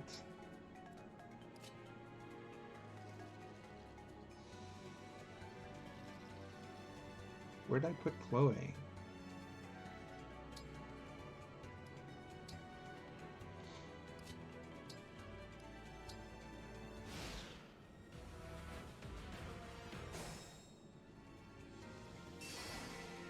Okay. So I moved Chloe away like a maroon, but the good thing about that is that now nope, still can only get Mauvier. Okay, we'll poke Mauvier. Your army is not to be trifled. Now I have you. Biggie, biggie, biggie, biggie, biggie, biggie, biggie, biggie, boom. Bam, bam, bam, bam, bam, bam. Does like almost no damage to him.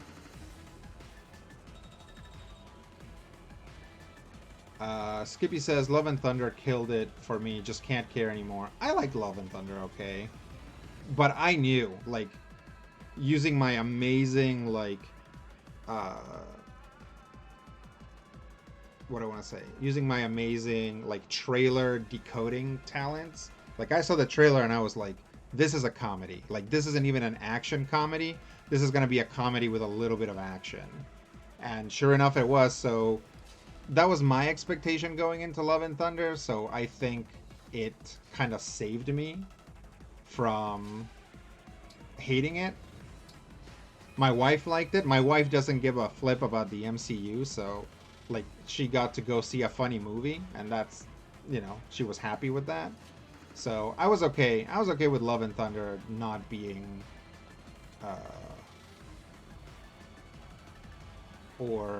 being kind of more funny that it needed to be.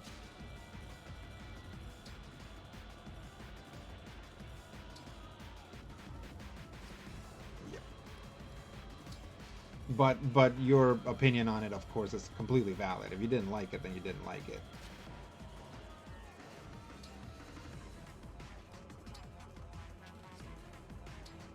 Let's do the Silver Sword.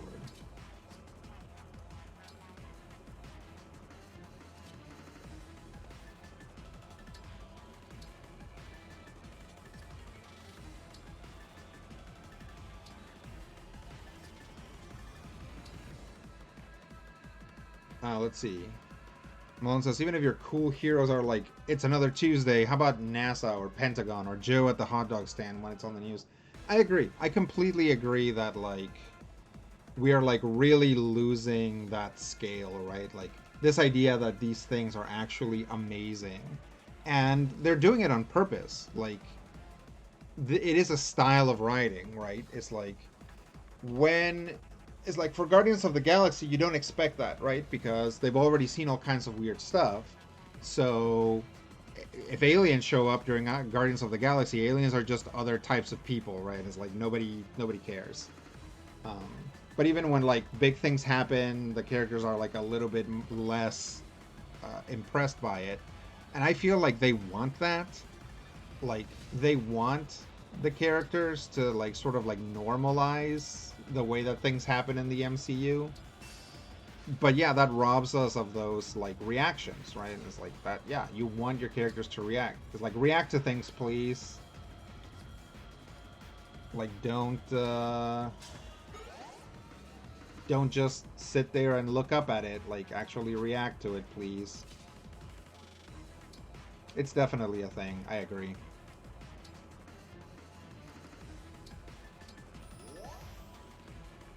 Let's see. Skippy says, it was a movie that made me realize we don't have a new big bad setup, so we're just here to waste time. And that's all the movies are going to be for a while. See, see, I do not, like, Skippy, of course, you know, I completely respect you, but I don't like that take. But we'll talk about it. It's not that I thought it was a bad movie. It's just that it doesn't change anything. New characters enter, new characters die. Most of our guys are still in the status quo at the end. That is fair. I will say that is fair.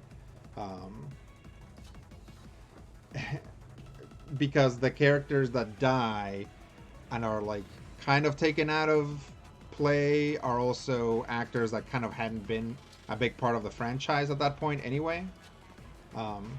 But the idea that a movie has to move forward the big bad narrative is something that was invented halfway through phase 1, right?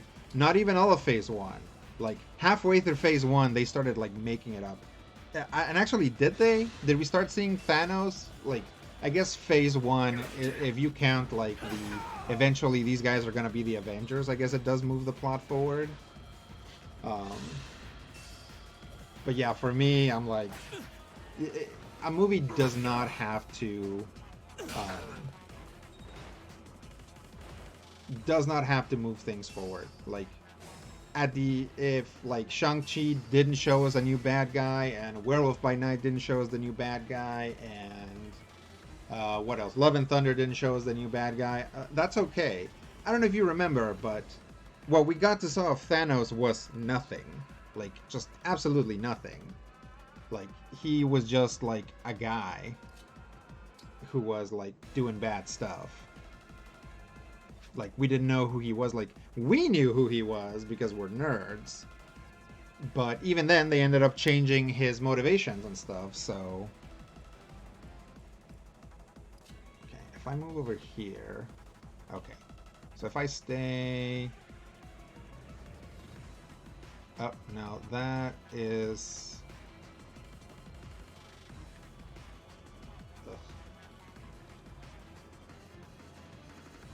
Wow, that's going to trigger someone else. So can I go over here? That still triggers someone else. So I got to keep it... Wow. Who is it? Freaking Zephia. Okay, I'm gonna... Yeah, I have to pull Mauvier all the way down here, which means I can't really advance. Where's Saline? Oh, there she is. Oh, he doesn't have a vulnerary on him. Wait. Maybe Saline does.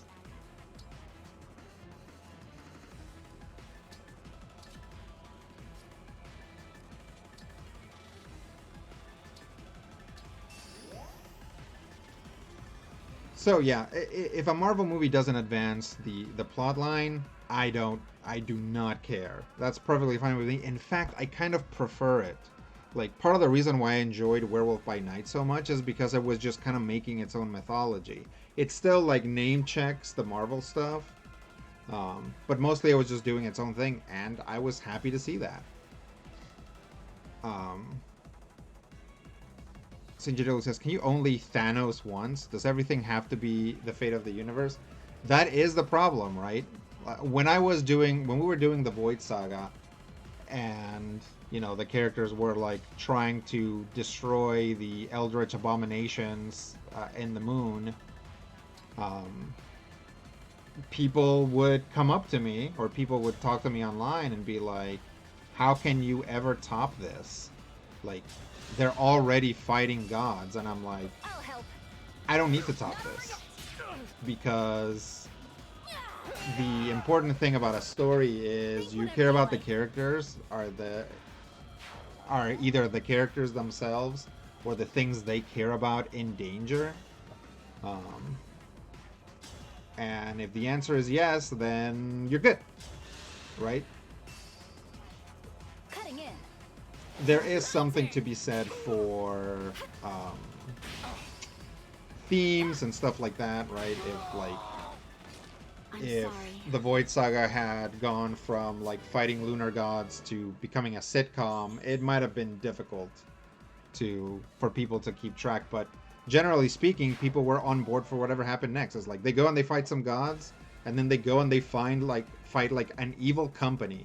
It's an evil super company with magic, but yeah, and the fate of the world is sort of at stake as well, but not in the same way, right? So you're right, not everything has to be Thanos, as long as, like, the things that the characters care about are in peril somehow, you know, for a superhero story. That's kind of all that matters.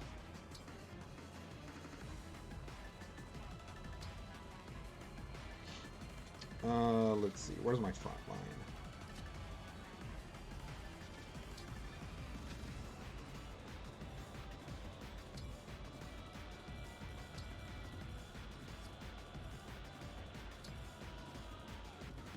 Someone tells me that he's going to attack from range, so...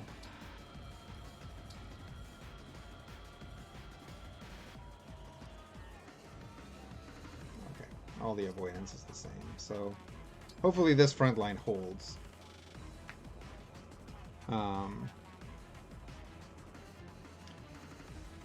Skippy says, didn't mean that I think the movie needs a big bad. It's that Feige hasn't gotten the new big bad set up, so he won't let Taika change the status quo again. I see what you're saying.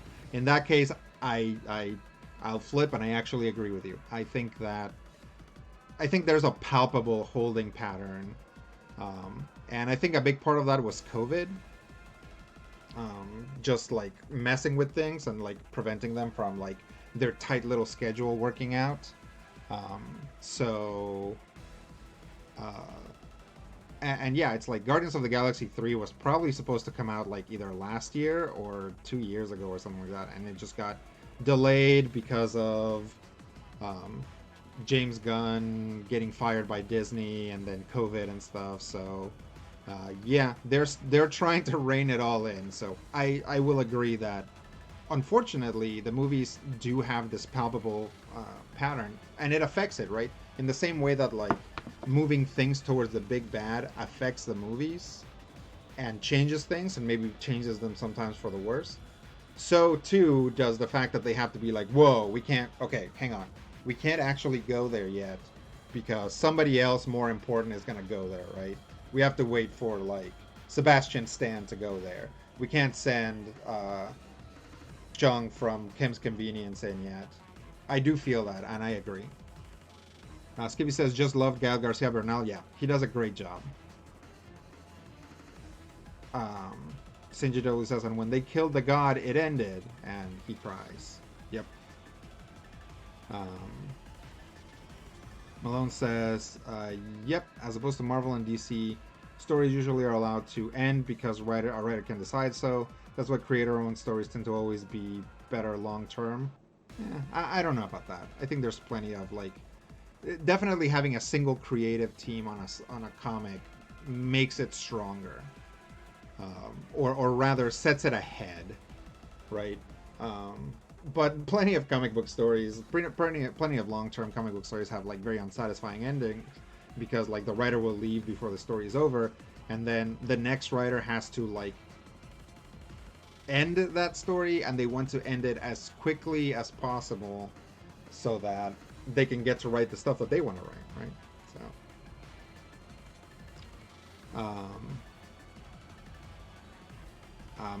Malone says, it's a very uniquely American franchise thing to continue forever. Almost anything else is meant to have a definitive ending. Skippy says, except One Piece. One Piece is huge. Part of the reason why I've never gotten into One Piece is because it's pretty daunting to look at.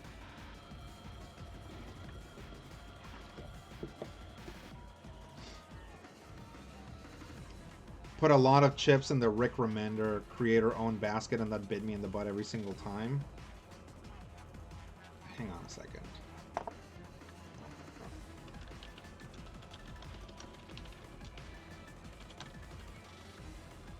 Yeah. Oh, man. We got, like, my wife and I got into this comic called Low by Rick Remender. And because the art was, like, really cool and really weird. And we started reading it, and it's so bad. We, like... I'm like, are we gonna keep reading this? Are we gonna buy like another like trade of this? And she's like, no. So I feel that just because an artist gets to do what they want doesn't always mean that what they want was actually any good. Let's see how far we can get Saline. I'll move. Get Saline over.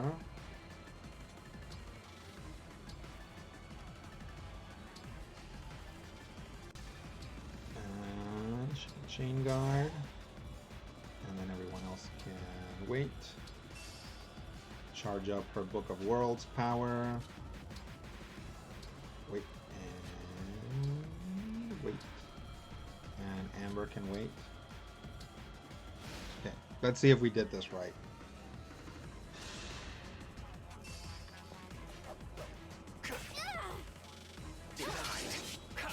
Oof. That's okay. Okay, so this turn we should be able to just frickin' swarm him.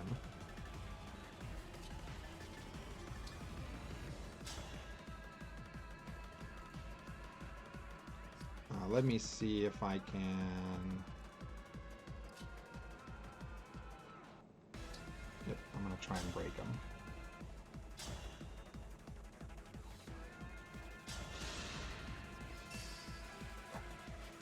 I'll lead off.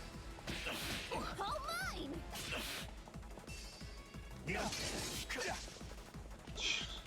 Wow. That is some high avoid on that character.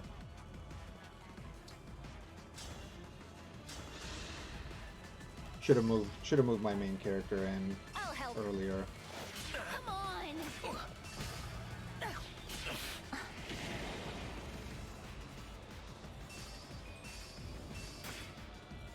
My orders do not involve dying. I take my leave. So the reason why his health bar still had some stuff and then he died anyway is because one of the DLC emblems has this ability that every time you wait and don't attack, your next attack gets like progressively more buffs. And one of the buffs is like after the fight they will take so much damage. Like, as you can tell, he's on fire. That's one of the buffs. It's like also you set his tile on fire. But yeah, basically I just blew him up because I waited for like 4 consecutive turns. Okay, let's go ahead and see if we can bait Marnie in.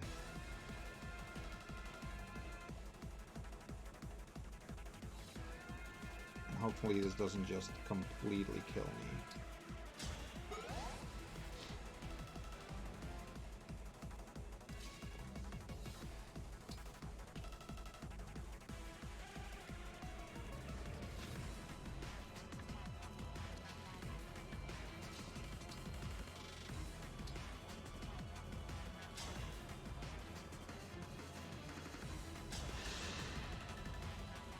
Thank you.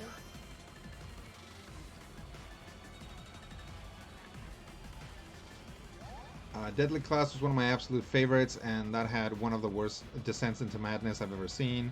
They made a terrible show out of it, and after the show failed miserably, he took a year off and then gave it an abominable ending. Ugh, that's terrible. Malone says, but that's not really an ending. I mean, no more Batman, no more Spider-Man because Bill Finger or Steve Ditko stopped doing it. Of course, not everything creator-owned is good, or not every one of them will have a satisfying ending, but at least it has a potential to do so. Yeah, it's like a point for it, right? I will never know if Batman eventually kills the Joker because it will never conclude. You're right. You are completely right.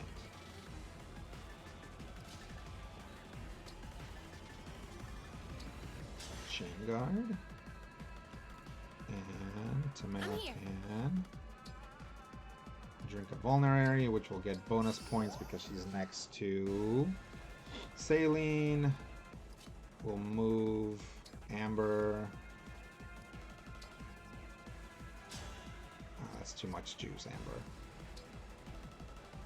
Amber's a dude, by the way. He's just a dude named Amber. I'm ready. Let's get Diamond, see if he can get an antidote from the convoy. Here we go.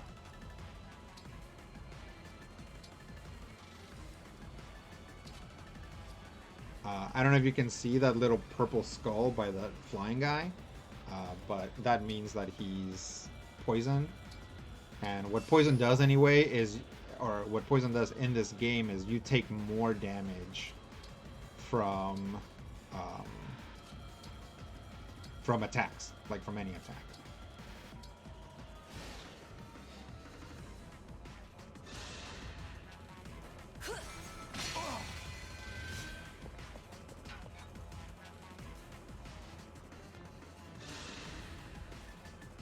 Soul Palace is so pretty. It's a nicer tune than you deserve. I like Marnie. I like this, like, I like the evil child archetype.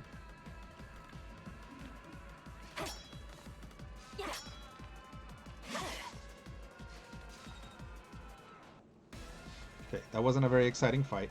We triggered Zephyr anyway. Okay. we're gonna have to really go all out here.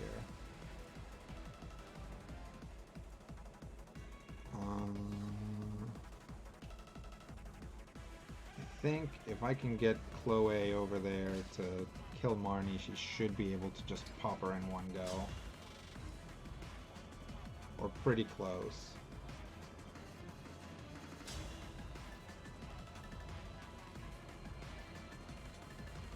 Yep, and she doesn't get to counterattack. Mine.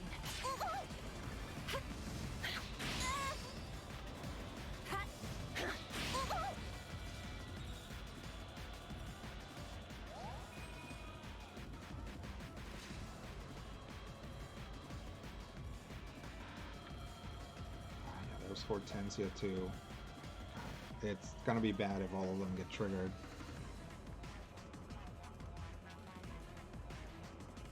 Oh. Never mind. I'll do this. Wait. First off, let me see if Aleer can just pop one of her. Guess she can't quite make that, so I'm gonna need some extra juice on that. Well, if it isn't Is my Rat Queen still favorite going? That one place, burned me pretty bad. I don't know. I know that your friends the are safe with me. writer and the artist had a big falling out. Makai. You. Oh, good.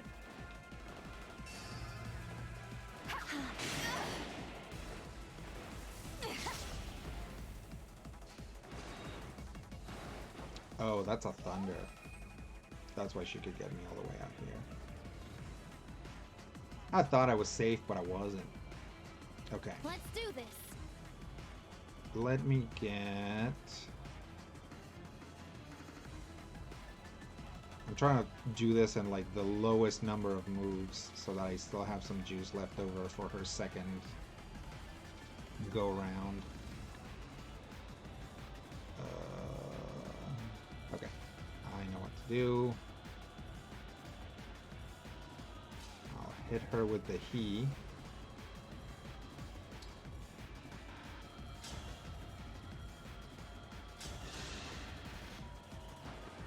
The stolen rings.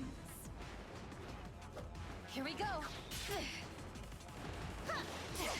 Ah, come on. Impudent. Well, at least it broke her.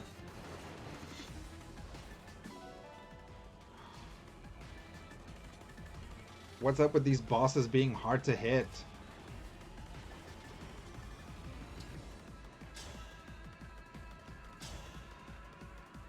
Okay, 100% hit chance. One more. Nice. Beat me to the punch. That writer had like 4 falling outs with his artist, yeah. And like pretty bad ones. Okay, let me move over here.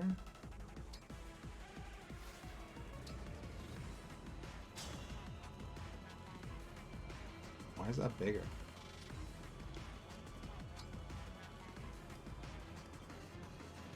Falling star. I'll go first. Yet another. I think this means Strong. that I can... So Zephia's out. Should be able to hopefully get Marnie out of the way as well.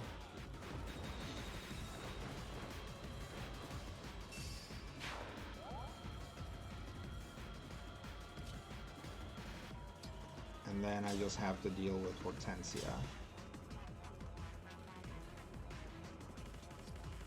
Wow, that's horrifying. Am I out of wizards? Sort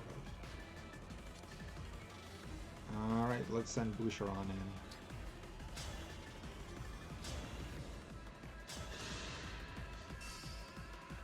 Beaten by a bunch of weaklings. Skippy says, The floor's slippery. That's the only reason I lost. I'm going home. Skippy says the floor is slippery. So I recently remembered to, sorry to bother you exist and I own it. Oh, So I recently remembered Sorry to Bother You exists and I own it. That movie is a trip and a half. Lakeith Stanfield is fantastic though. I still haven't seen it.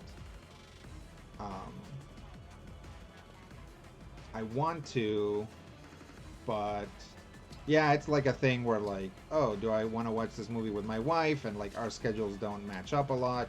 It's definitely on my list, so I'm gonna ask her if she wants to see it. And if she does, then it'll remain in limbo. But she might say that like she doesn't. So if she doesn't, then I might just sit down and watch it.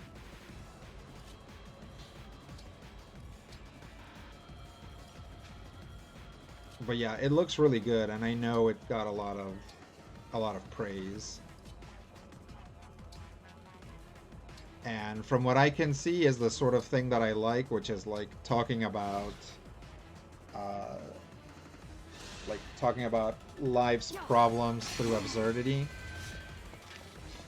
Okay, so I thought that meant that she was going to try and get close to us, but if this triggers her little nerds to attack, that's fine too.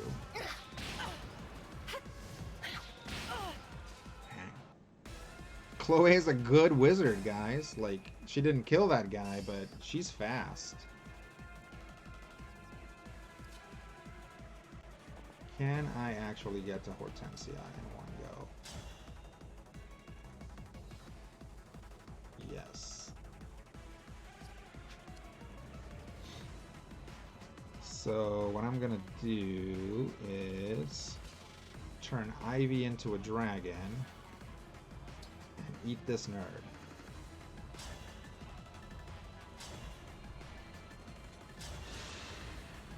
Let me help. Bam. Rawr. For Lucia.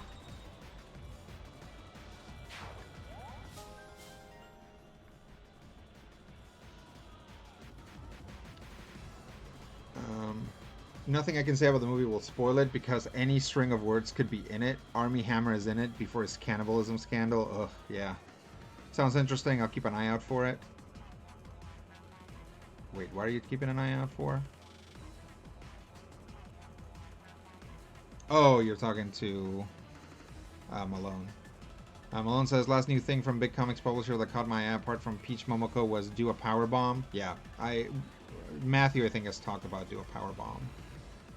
It's a lucha wrestling thing with some ideas I've not seen done too much before, and great art style. I think the trade is out right now. Nice. Okay, how far can she get? Just can't get out far enough. I'm just gonna have to put some chumps out there to get attacked. Hortensia, come and get me. Try to move everyone else into position while I'm at it.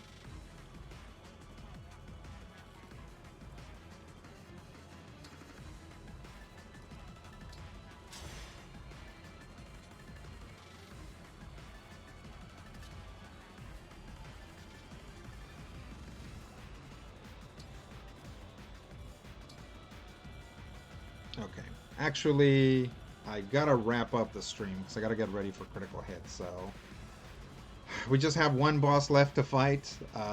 We haven't really been talking about the game because I don't think a lot of people are into it necessarily. So I don't feel like I'm like leaving anybody in a cliffhanger. I'm pretty sure I got this, but if not, I'll come tell you about it next stream. So let's wrap it up.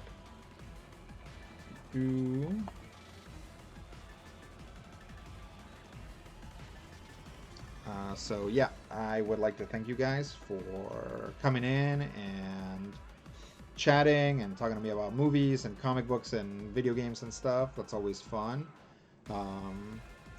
Yeah, I really appreciate it. Keep an eye out. Remember that you can find me on Twitter at Fearsome Critter, on YouTube at Lopez Family Variety Channel, and on Twitch at El Pikachon. And there's a lot of cross-pollination between those channels, so you'll see stuff from the stuff from the stream on YouTube, and then YouTube videos on Twitter and things like that. So yeah, I really appreciate you guys. Thank you so much, and I will see you soon. Once I find my slate. There we go.